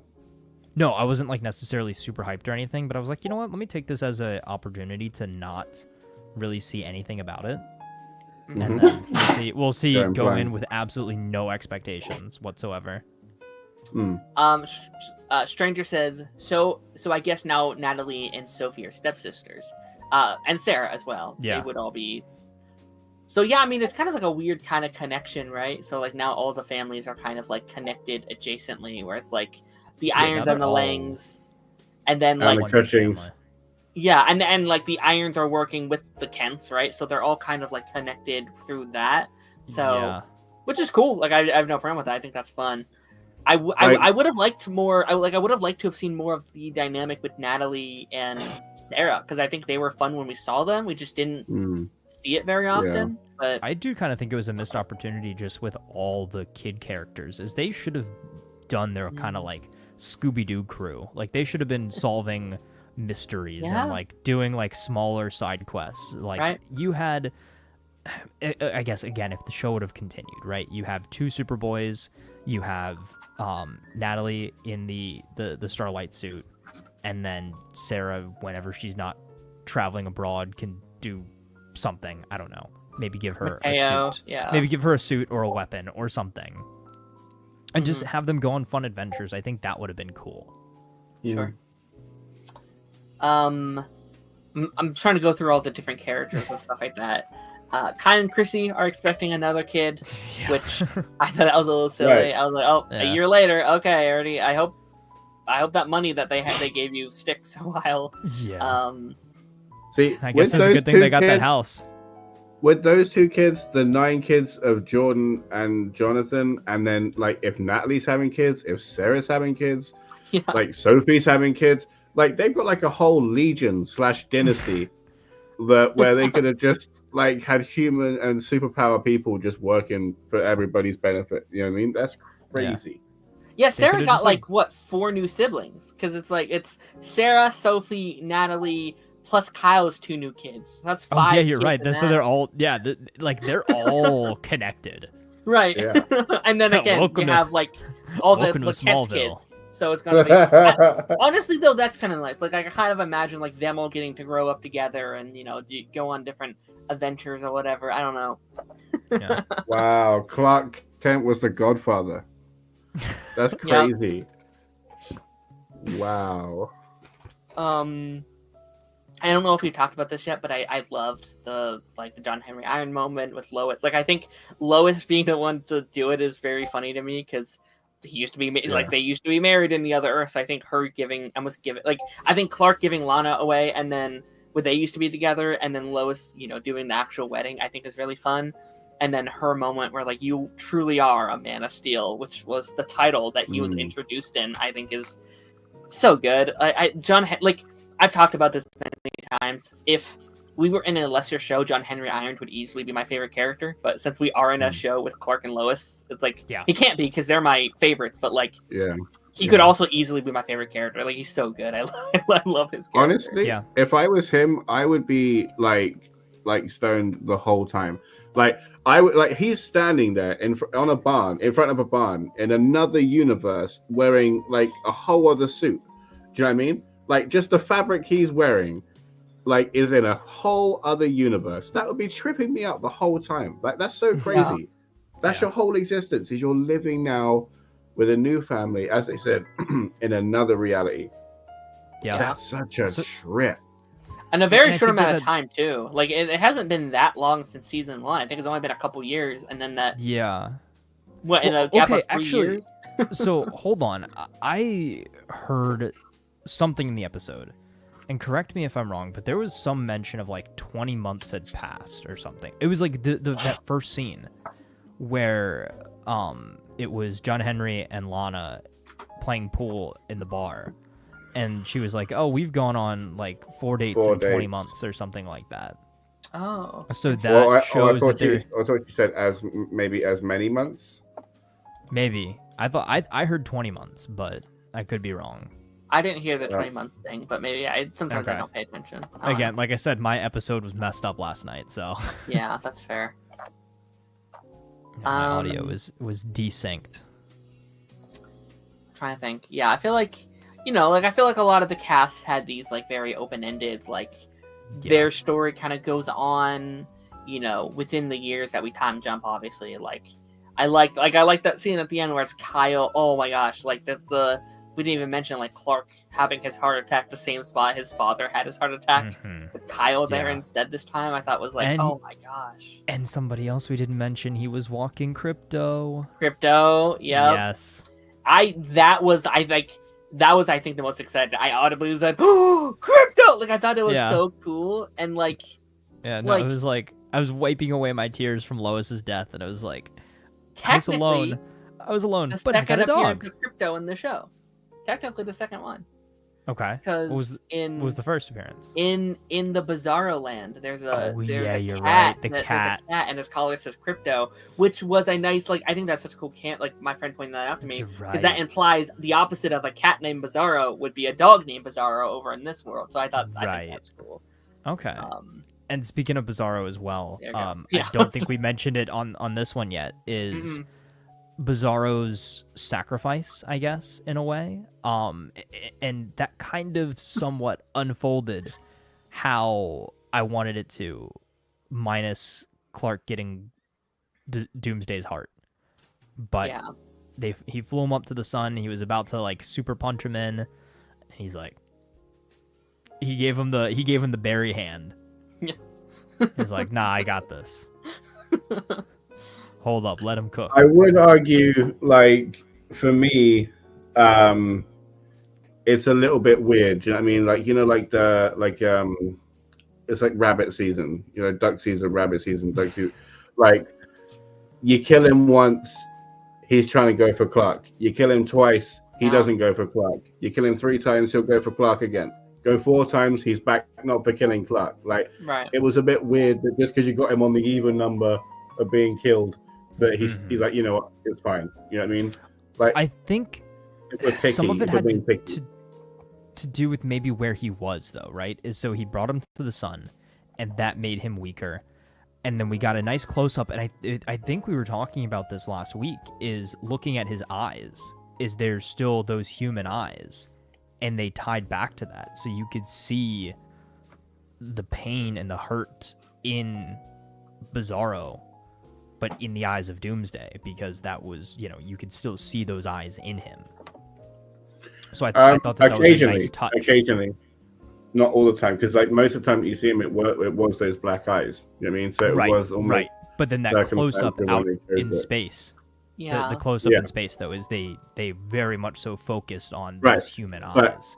But if they wanted to go for consistency, when Lois had that, hey, leave my family alone, under the bridge moment, they would have had the same thing. Yeah, you're right. Yeah, I still don't fully understand how Doomsday is working right now, or like the consistency of his control. I guess we talked about this last week, and I was hoping maybe they would loosen it up. It's not a big problem at all, but just like how much control did Doomsday have? Like, why did he go after Clark again? Like, how much? Like, upgrading him again made him lose control. Why exactly? Why was Alexei able to control him? Why was he able to snap out of it last minute? Like, those are questions I do just inherently have. Like, again, not a big deal, but like, I did feel like they were slightly inconsistent with like the control of him and stuff like that. With that being said, though, I love his moment of being like, no, I'll do this. Like, I will let you. I'm gonna go because like I can't. I'm too far gone. I'm just gonna do this to myself. That like compilation of like the Bizarro Clark, I thought was really good. As well. Didn't deserve it. Well, yeah, but one, it was 20 months. I just checked, and okay, so I was right. Two, they reverse each other in the positions, right? Because they're the same position, but one died and one got like healed and reborn again, which was awesome. Yeah, I will say, while very good, like all of the stuff was still good.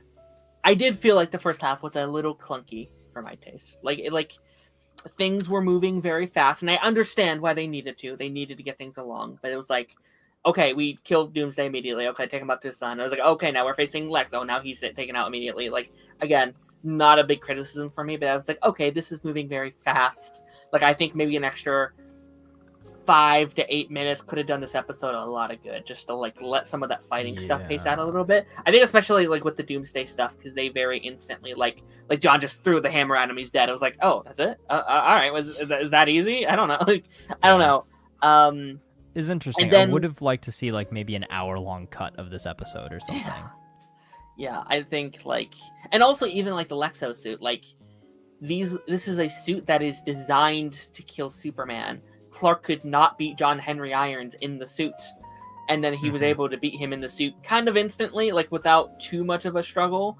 Which also shows us Clark could have just powered himself up in the sun anytime there was some sort of like threat that was slightly above normal.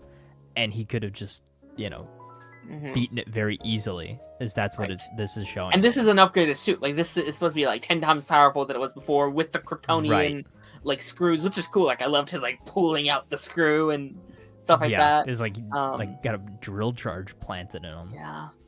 But that shot, I think, is one of the coolest fight scenes in the show, where he just superpower slams in, the suit slowly coming apart while he's in midair. Is sick. Like, that's really, really cool. I mean, I feel like we've mentioned most of the big stuff, like, in the actual episode. But, like, how are we feeling, just as, retrospectively, like, now that the show is over, now that this is the last one of this? Like, now that we've saying goodbye to the show, how are we feeling? Sad, I think is really the best way to put it right now. Is I sat here for like close to an hour after the episode ended last night. Yeah. Just like looking over my notes, typing up a couple things, and just kind of like, I guess, just reflecting. And as weird as that sounds, is I was just like, wow, it's actually over. And I have not had such an emotional, raw reaction to a show or a finale or a movie in a long time. I agree, yeah. And I think for, all the shortcomings and the flaws of past finales and, little nitpicks that we've had, throughout the season, even of like not seeing certain characters or certain storylines not getting as much attention as we would want, or things being slower than we would like.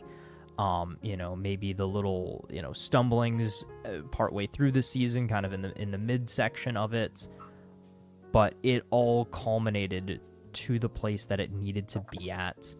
We got a definitive ending for a show that very easily could have just ended on that cliffhanger with Clark fighting Doomsday last season, So to have a chance to see these characters one more time, not just have a chance to see these characters one more time, but to actually see where their stories go and where they end.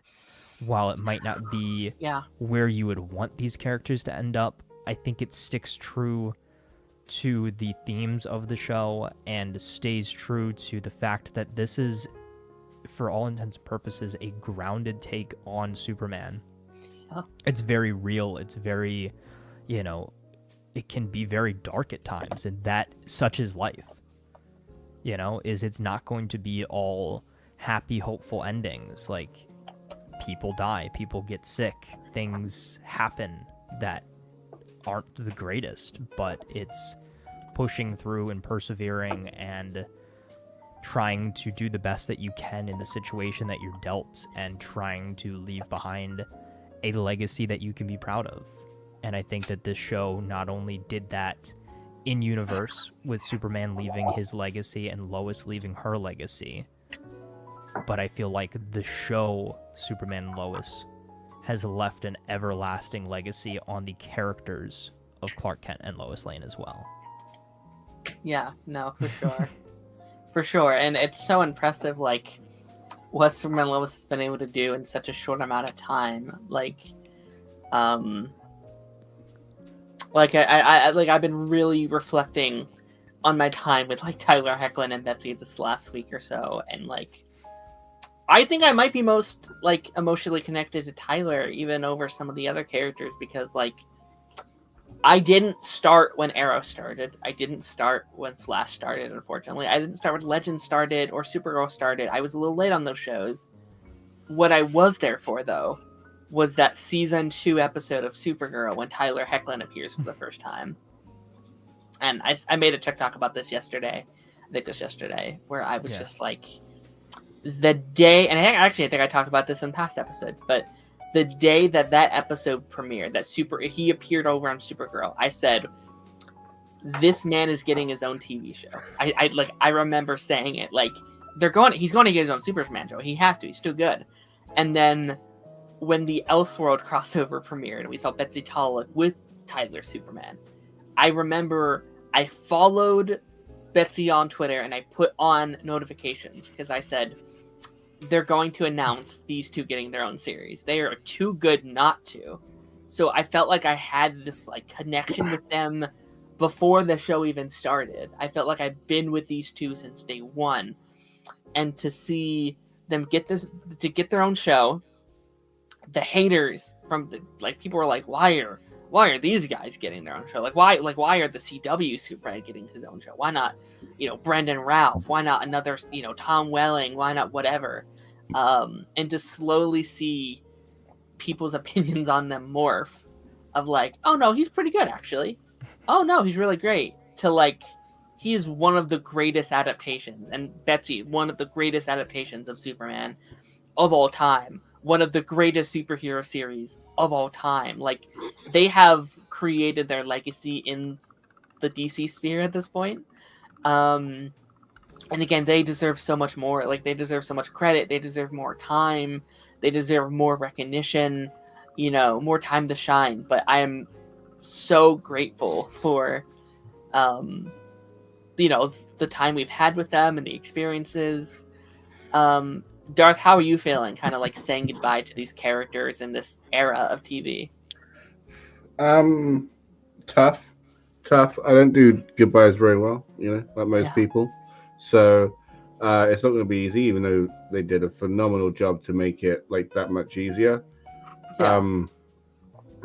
I kind of wish that this was required viewing for everybody, right? Because I feel like everybody should be watching this, and I don't feel like it's reached enough people because not at all. Again, like the levels that we've been with these people, and not even just like Clark and Lois, but all of the characters, John Henry, the Bizarro family, Lana, my God, Kyle, Chrissy, even, the kids.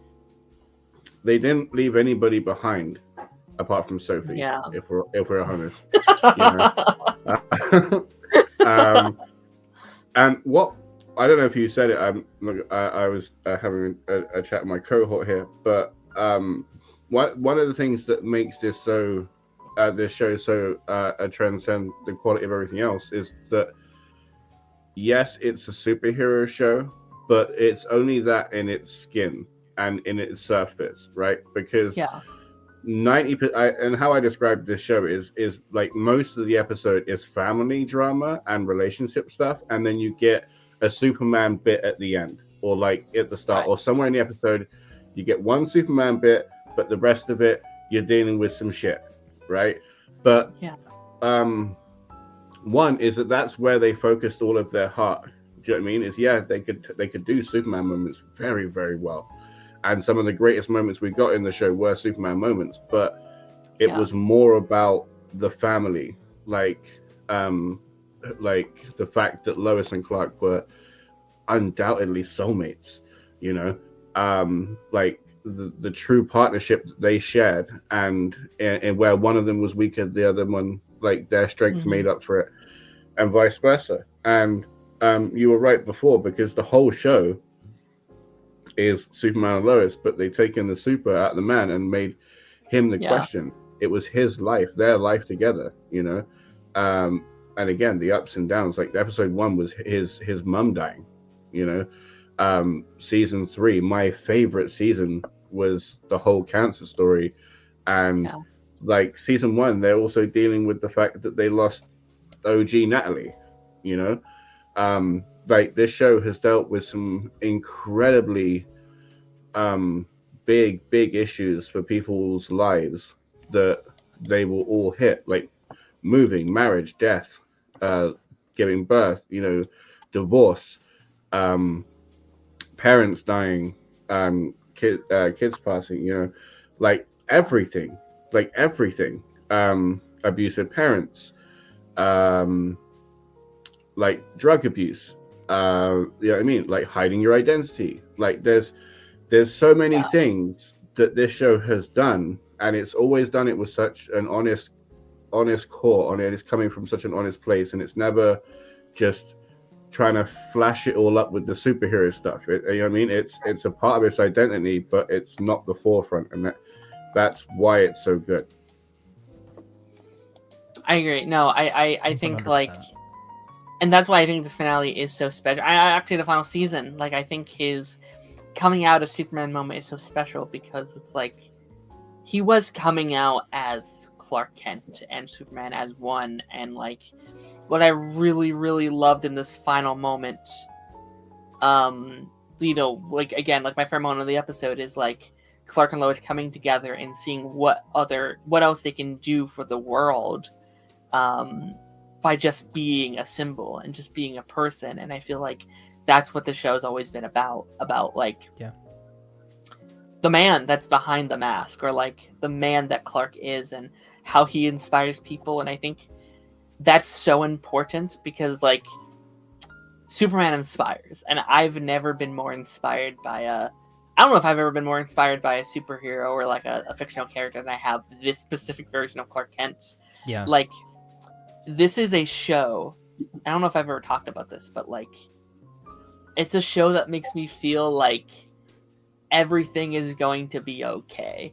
Like, the music of Superman and Lois, I will put on sometimes when I'm having a rough day, and like when I'm not doing so well mentally or whatever, and I'll just be like, it's okay, it's going to be all right. Like, you're going to get through this because there's someone out there that says, yeah, you can get through this. And I think like that is what Superman is about. I think they hit on a core that I don't know if anybody else has ever, outside of maybe Christopher Reeves, has touched on. That like, they like, I feel like they have reached out of the screen sometimes and like gives you a hug and being like, it's going to be okay, you can do this. And I think that's so special, and it's like, for me, it's become such a comfort show of mine over these last years, especially been a rough couple years in the world. Like, it is going to continue to be a rough couple years, and I kind of feel like it's going at a pretty shit time, actually. Like, I wish we could have it for a couple more years through whatever these next couple years brings.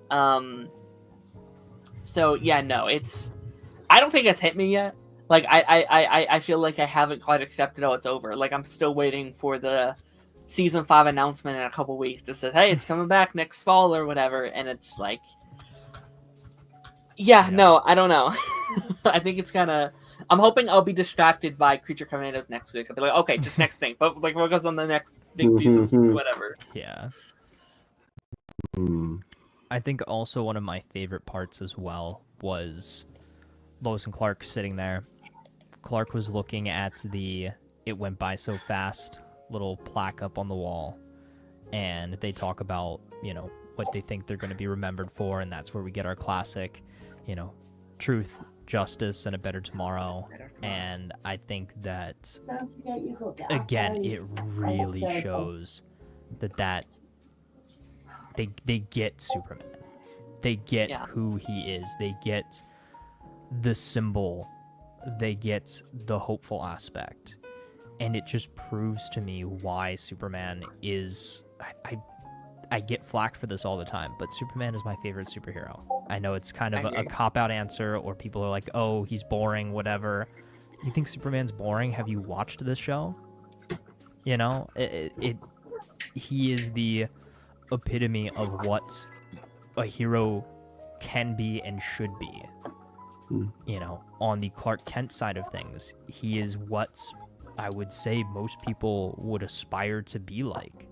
Somebody who's just a genuine good person that is trying their best to make a difference in the world and leave it a little bit better than the way that they found it.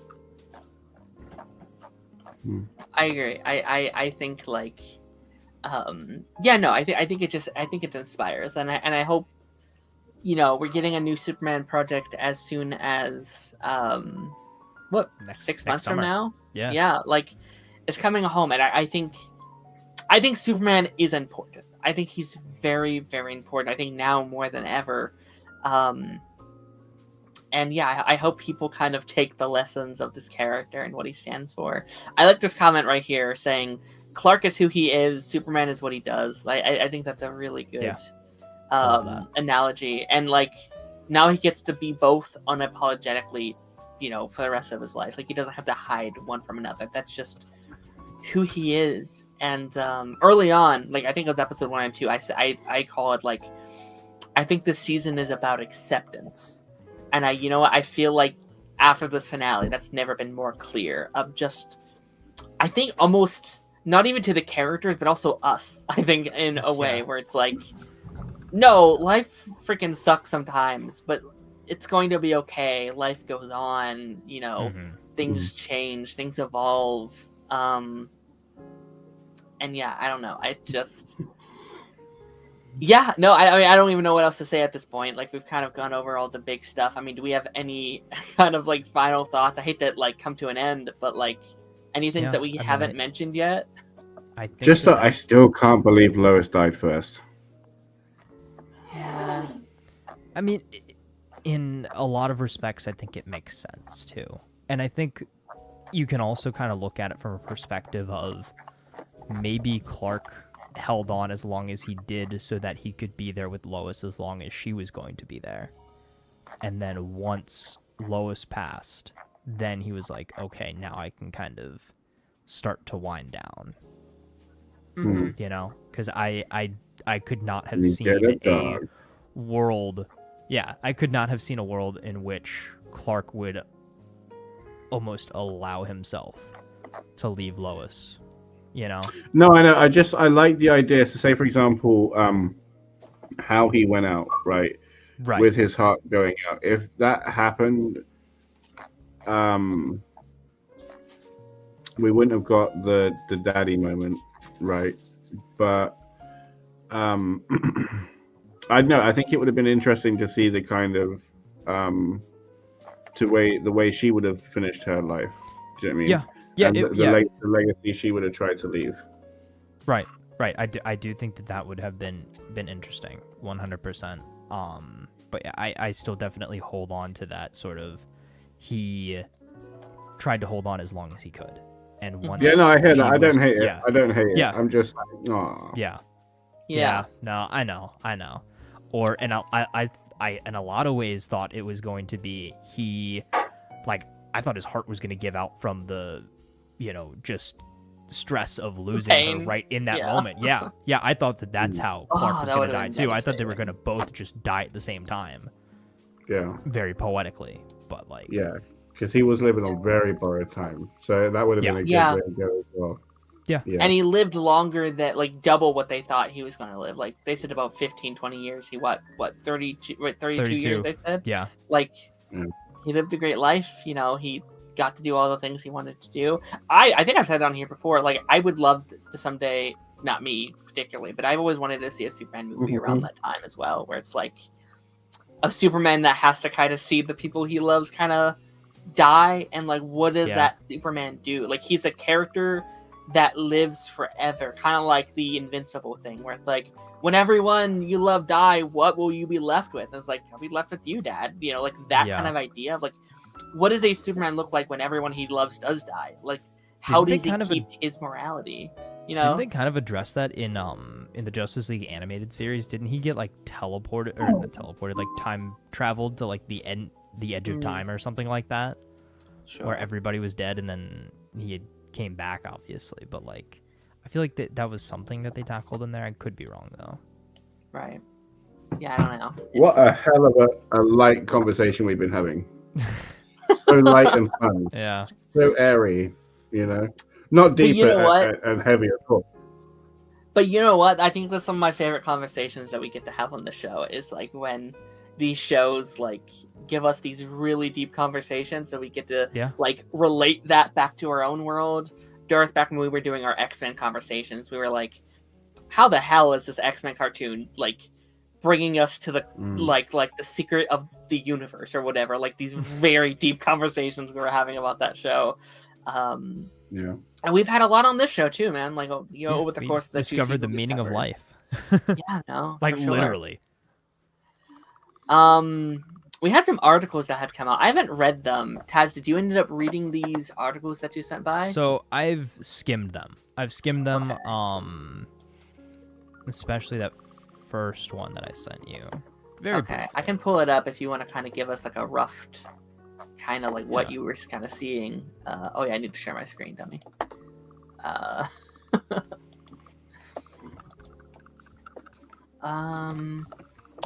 Oops. Hold on. Let me pull that up.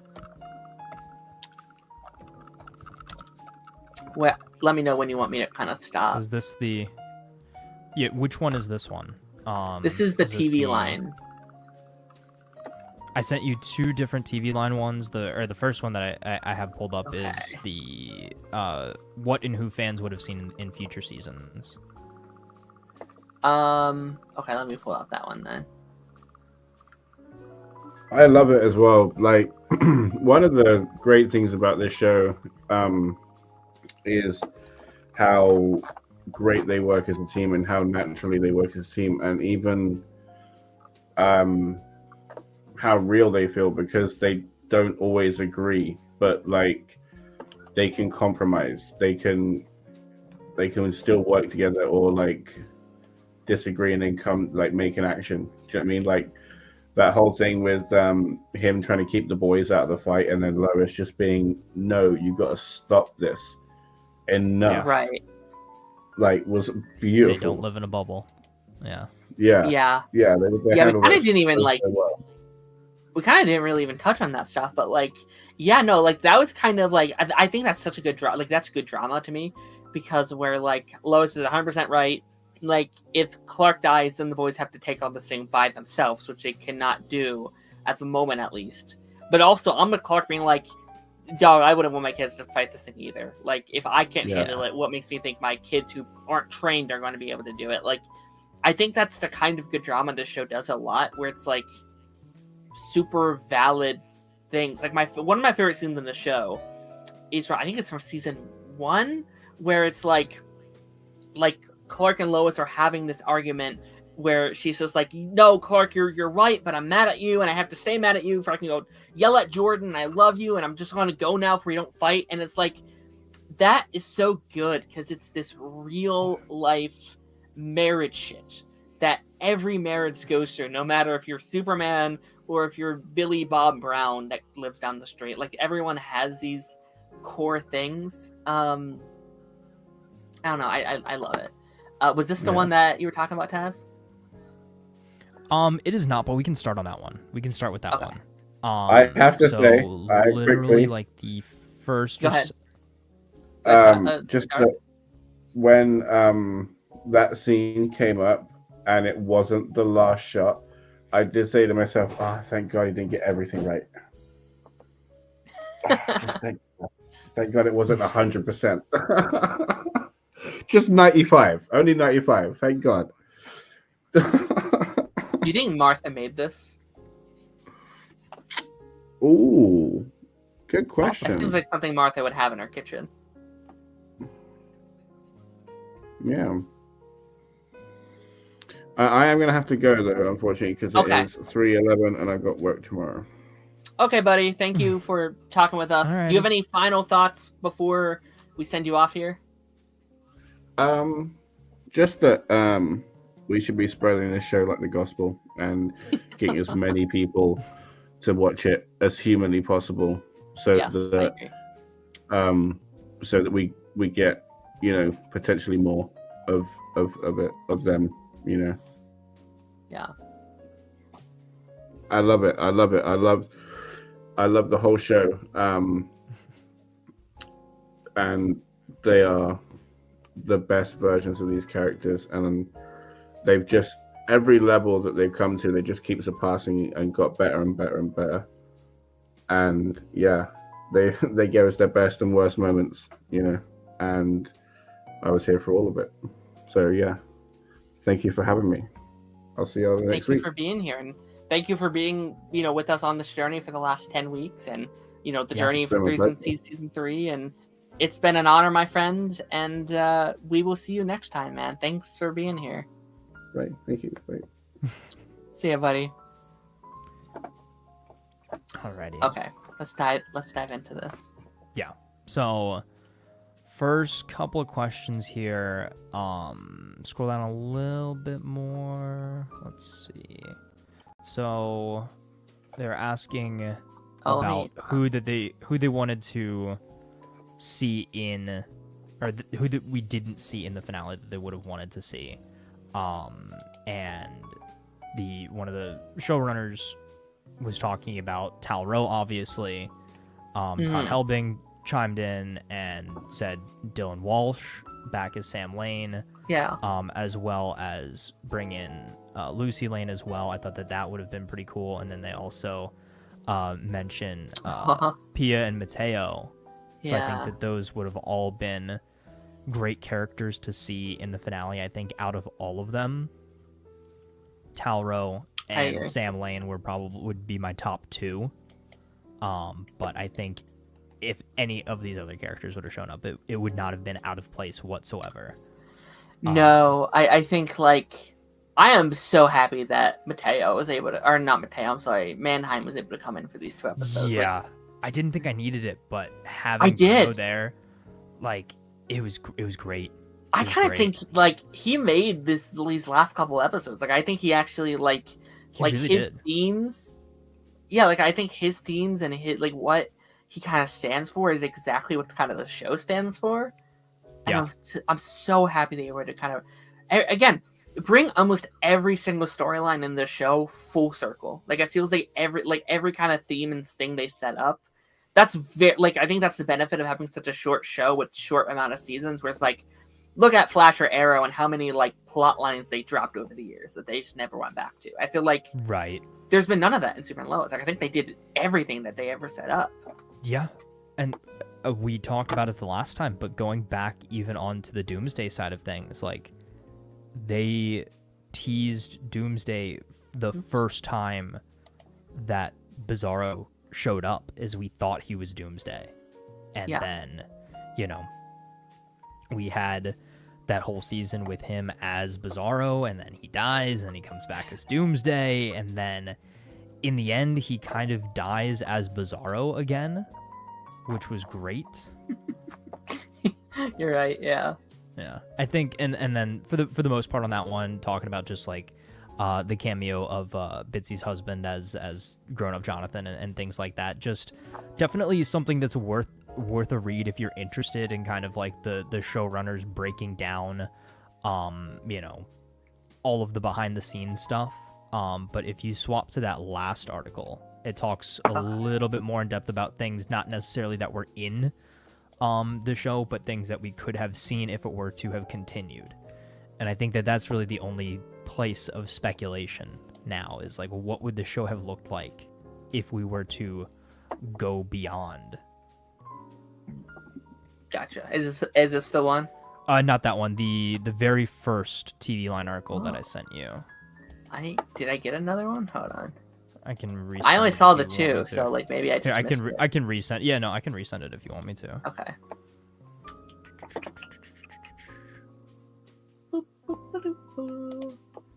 I think I just give us that one a second, directly. Ladies and gentlemen. Yeah. Yeah, I think I only got the two, unless I'm. Or was it in like our personal DMs? Was it in the group chat? I sent it to you originally in the group, but I just sent it personally right now. Huh. Strange. Okay. Yeah, so this one is Superman and Lois EPs reveal what and who fans would have seen in future seasons.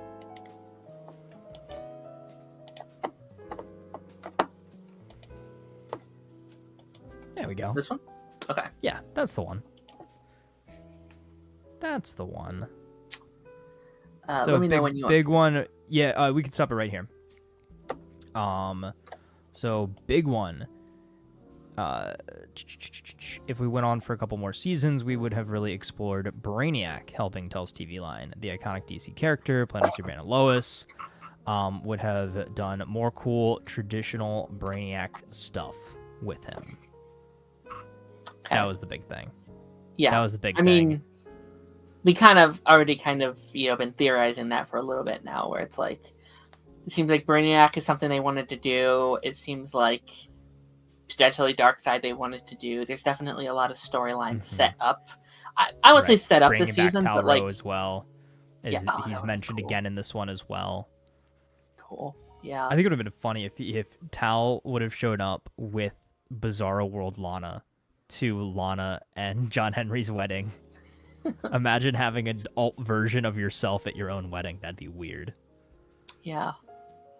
Yeah, no, I think like, but also like, I think like he does kind of end in a way in season 2 where like that can be his final moments if you want it to be. Like clearly they had more plans for him at some point that just never saw the light of day.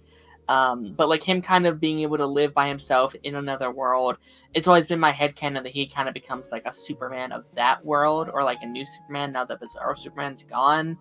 Yeah. That would have been a very cool, because I loved his like redemption arc in the first season, in the second season, and him kind of doing like, I guess I was kind of wrong, I guess, or whatever. But I think like, I don't know. I think that could have been cool if we could have seen him again. But like, obviously, like, I don't know. I would have liked to have seen him again. But again, definitely not an issue that we didn't.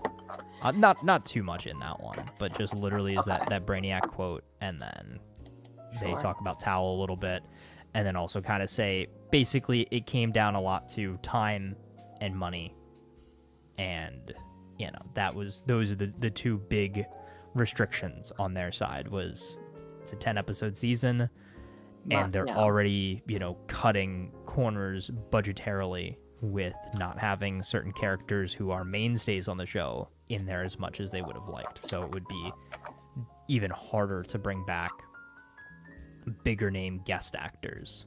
Right. So and I think they do. We've talked about this whole season. An amazing job with what they've been given. Like, I think we see Disney Plus shows with 10 times the budget that this has. We've seen other CW shows fall under the pressure of restrictions. And while maybe not everything was done to perfection, I think most of it was. I think that makes me that. I think that makes the season even better in terms. Again, we went into the season lesser budget, lesser cast, less writers, a company that was falling apart from the limbs, right? So it's I think that's even more impressive that they were able to come in here and be like, hey, we're going to give you a good final season. Among, a generation of TV shows that either don't have final seasons, don't get that option, or have really bad ones, right? It's very rare for a season to start good, have a consistent run, have a proper ending, and then also have a good ending. If we made strong a giant start, strong bridge to get to the end, and they stuck the landing, and that is so hard to do. If we had a giant tier list of all the shows of the last 5 years, I think Storm and Lois is at the top of that list in terms of how it continued to keep the quality of its time and how it ended and all these things. It's listen, I have a couple of problems with season 2. I think that's easily the weakest season for me. There's been some even this season there's been small little things I can nitpick this, but pretty much a perfect show in my opinion.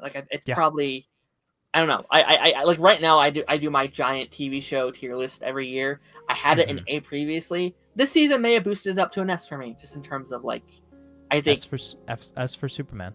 Now that we've seen the whole thing in an entirety, it might get there. Do you have a favorite season? What would your ranking of the seasons be? So it's funny you mentioned that. I saw your tweet earlier today, and I specifically didn't reply to it because I had a feeling you would bring this up. Okay. I saw a couple of replies pretty much with the same ranking that I would do. I think I would rank let's start at the bottom. Okay. Season 2 would probably be my least favorite. But just because it's my least favorite doesn't mean it is a bad season by any means. I still think my least favorite season of Superman and Lois is way better than even some of the best seasons of other shows. I agree. I think this is something me and Dark talked a lot about when we were in The Boys this season, where it's we thought this season of The Boys, I don't think you've seen that show, right? But I've seen I think 4 episodes of the first season maybe. And a ton of clips, but Mm-hmm. Well, this season was, I thought, easily the weakest out of the 4, and it was kind of getting a lot of shit they ruined the show, and I kept each week I'm just because something is the worst does not mean it's bad. It being the weakest, there always has to be a weakest. So I think this happens a lot. I think Daredevil goes through the same thing, where it's Daredevil season 2 is the weakest season. It's so bad. It's no. It's just not as good as seasons 1 and 3. There has to be a bottom to whenever you do these. So that's a weird hot take. I think Daredevil season 2 might be my favorite, but that's a story for another. That's a story for another day. I need to. But so season 2, Superman and Lois is number 4. Mm-hmm. I would put season 3 in number 3. I think season 4 number 2. Gotcha. And season 1 still has to have that number 1 spot. Yeah. I think that is my ranking right now. Gonna lock it in. And it's hard for me to even put season 3 at number 3. But I think season 4, just in the way that it starts and the way that it ends, is so strong. I think season 3 took a little bit of time to get going. I think having recently rewatched it, season 3 had a little bit of a slow start. It had a really good, really strong ending, especially once they brought Lex into things, and really kind of, took everything to the point in which we were going to end off the season at. But I just think that the beginning of season 4 here was so much stronger. We hit the ground running. In a lot of ways, I feel like season 3 and season 4 can just be all one big long season.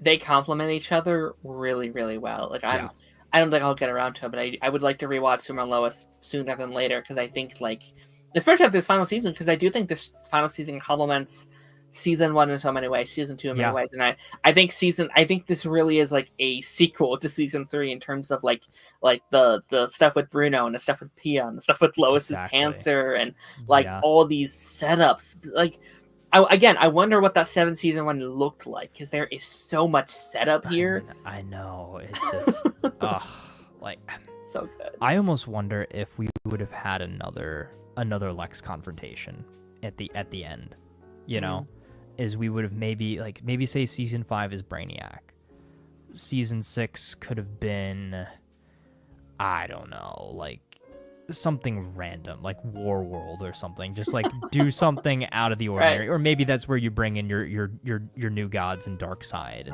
and stuff like that, like just do something crazy, wild, off the chain.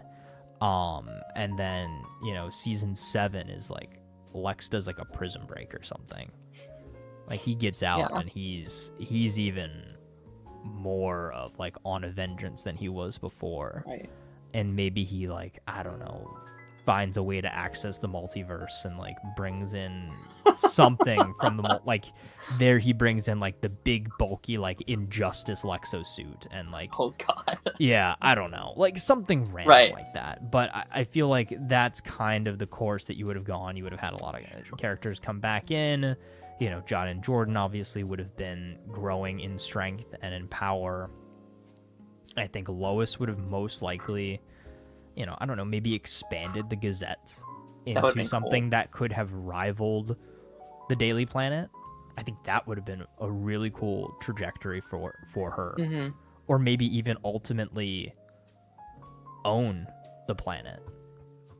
Because like that'd be cool. Like taking it back, kind of. Right, because, well, Tal Rho, Morgan Edge, was the last person we know of that bought the planet, right?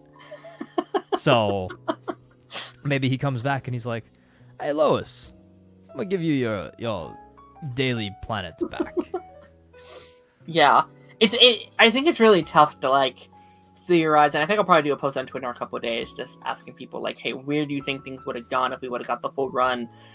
It's super hard because to me it's very clear things we got this season were only this season because it was the final season. Like, I think things would have been spread out a lot. So different. I don't think Jonathan would have got powers. If he did get powers this season, I think it would have been the end. Like, I think that would have been like maybe the cliffhanger of the season is like that scene in the barn and like or whatever, like him getting it, and then I think that's one of the biggest disappointing things for me is I want the stuff with the kids to be fleshed out more. Like, I want them to spend more time training their powers, like their journey to becoming heroes, like in real time is like, and then by the end, because that's one of not a criticism for me, but by the end, like I think those are the characters that feel the least fleshed out by the end, because their journey isn't over. We're not seeing 70% of their character's journey, and that's the point. But like, I wish we could have just seen a little bit more of it fleshed out between these next 3 seasons. I wonder if Sam would have not died. Like, I feel like they probably would have kept Sam around for at least a couple another seasons. I'm trying to think. Like, maybe they wouldn't have done the full Lexo suit thing yet. Like, maybe he could have been the villain, but maybe not to the. I don't know, because like I think they could have kept just Doomsday as the villain, and then Lex pulling the strings in the background. Yeah, maybe, because because I think most of the season probably would have still been Death of Superman. Like, I think if like maybe not the whole thing. It's like the first 5 is like Death of Superman, then we do Reign of the Superman kind of thing. Maybe do like Cyborg Superman could have been the villain if you wanted to go that direction kind of thing. And then Superman, like, Michael Cudlitz could have still been, because it's kind of like behind the scenes force, like through the show. Like, is it like a John Cryer situation where he kind of, or like even like a Michael Rosenbaum, he's kind of like in the background, always kind of causing mischief through the run, like a Tobias Whale, where it's like causing issues again, Lex, or whatever. But I don't know. Again, I'm grateful for what we got. Like we can talk about about these what ifs all day, but yeah, so I mean that'd be a fun topic. Like write out your plan, right? So almost like a rewrite of season 4, as if we were gonna go to 7 seasons. Right. That would be cool. I think too, if you were to go and do that, right? You get your 7-season arc. Do you still end the show the same way? Do you still end the show with that 30-year time jump and Lois dies, Clark gets crypto, Clark ultimately dies as well with, losing his powers? Like, I think that loss of power would definitely not be a thing if the show was going to continue. I think Clark either would not have, I think he just wouldn't have had his heart ripped out. I think he would have just died, gone into the, rehab chamber, come back out, strong, black suit. Right. Mullet and beard, and then gone about his business. But the fact that this was the last season, we had to do that. So I think maybe there could have been something in that same vein in the final season. Again, very much so All-Star Superman. Right. And I do definitely still see those ties to All-Star Superman here with this finale that we got. Obviously, recharging with the sun. And the fact too, I guess technically the afterlife that we got is pretty similar to, how All-Star Superman ends with Clark just kind of becoming a solar entity. Yeah. So I don't know. I think maybe I would love to have somebody ask this question to, Todd Helbing and just be like, hey, if the show was actually going to go those 7 seasons, would you still have left it in the same place that we did just 4 seasons earlier? Did we just not see, seasons 5, 6, and 7 worth of content, and that was just wrapped up in the time jump? Sure. Or were things going to play out much differently, and we would have left these characters in a much different spot? Yeah, I think I would have liked it to stay the same. Like, again, it's a very bittersweet ending, and again, I think there's various versions of this that you could change or alter or whatever, but I think I think Clark dying and letting the boys kind of take the spot in the spotlight, very similar to what Clark had to do for Jonathan, right? I think was probably always in the cards. Like, it feels like maybe that was always kind of the plan. Yeah. But again, I think with a lot of other context, again, we could have seen the relationship with John and, Lana grow up. We could have seen the boys grow. I feel like his identity probably was always a thing, but probably done final season or probably final season. I couldn't have imagined doing 3 seasons with him not having the secret identity and stuff like that. Yeah. I mean, they did do Oliver Without a Secret Identity for quite a while. That is true. What? That was season 7, right? That was the final. 7 and 8. I guess so, but then 8's kind of weird because he's not really it's not normal Arrow. It's kind of no multiverse hopping. He has his identity again, basically. Yeah, but still a longer duration of time with his identity out in the open than we saw Clark with. At least on screen is what I mean. Right, absolutely. Not in universe time, but. But yeah, no, I mean, I think, we've been talking for a while. I do think that's probably where we're gonna wrap this one up. I mean, we could talk. You don't want to go to 3 hours tonight? You know what? We could, but we also did an hour and a half before we came on here. So yeah, you're right. I doubt this is the last time we'll be talking Superman Lois together. It'll come up again.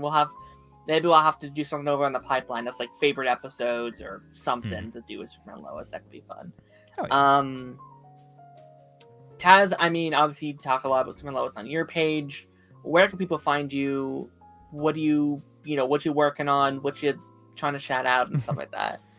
YouTube.com/ToxicTaz. Be on the lookout for the series finale breakdown later on this week on the channel. And then after that, lots of fun stuff going on in the Call of Duty Zombies space. So I think I'm going to hop over to some gaming videos for a while. So stay tuned. Hell yeah. And let me answer this comment and I'll say what I'm up to. Yeah. I still believe if the Flash would have gone a season 10, season 9 would have ended with Barry revealing his identity. Maybe. I didn't. I feel like most everyone knew at this point anyway. Like I feel like everyone who didn't know just was like pretending they didn't know at this point. Everyone's like, yeah, it's him. I also always ultimately thought that the idea around Barry's identity was he never reveals it, because that's the whole point of why the Reverse Flash comes back in time. What, for that season 2 episode was it? Like, what was it called? Reverse Flash Returns, and he's like, okay, now I finally found out who you are. Right. And by finding out who he is, then that allows him to do the whole plan. So I don't think into the future Barry ever was at least meant to originally reveal that identity. Right. In fairness, that was like 10 timelines ago. Like everything's 10 timelines in an entire multiverse ago. No, for sure. And yeah, stuff for me. Pipeline this Thursday, also Super Lois themed. We're doing much more focused on the the retrospective. Like we're going to be not only Super Lois but also the Arrowverse as a whole. Be doing a lot of kind of what I've been doing on Twitter, being like, what's your favorite this? What's your favorite that? Having a couple people on just to be like, all right, how we feeling now that's all properly over? I needed one more stream to like get it out of my system, and then I can move on a little bit. But no, join me there. Join us here next Tuesday. I'm not exactly sure what's all on the table. I think we'll probably do Skeleton Crew. Creature Commandos is starting, and then we might do a Hell of a Boss as well next week. And no, I mean, I actually think it's lined up very perfectly. Like, you know, Agatha and this is kind of wrapped up, and now we're getting Creatures and Skeleton Crew and a bunch of end of the year stuff. I also want to do some, like, it's not here yet, but like end of this year, I want to do some fun things on here. I think we'll do like a favorite shows of the year kind of thing, like going like a tier list of all the shows we've talked about. And then I think I want to do Taz. I'm gonna be curious for that one. I think the first episode of the year I want to do like a most anticipated shows for next year. Ooh. Just like everything that's coming one. out, just to see like what's our excitement level for everything going into the next year. I could be like, okay, we want to talk about this one or whatever. I need a list of all the projects coming out just to actually get a good baseline. There's so many things. There's so many things. Next year for TV is insane because we had the writer's strike and they couldn't get anything out this year. So next year, like everything. Yeah.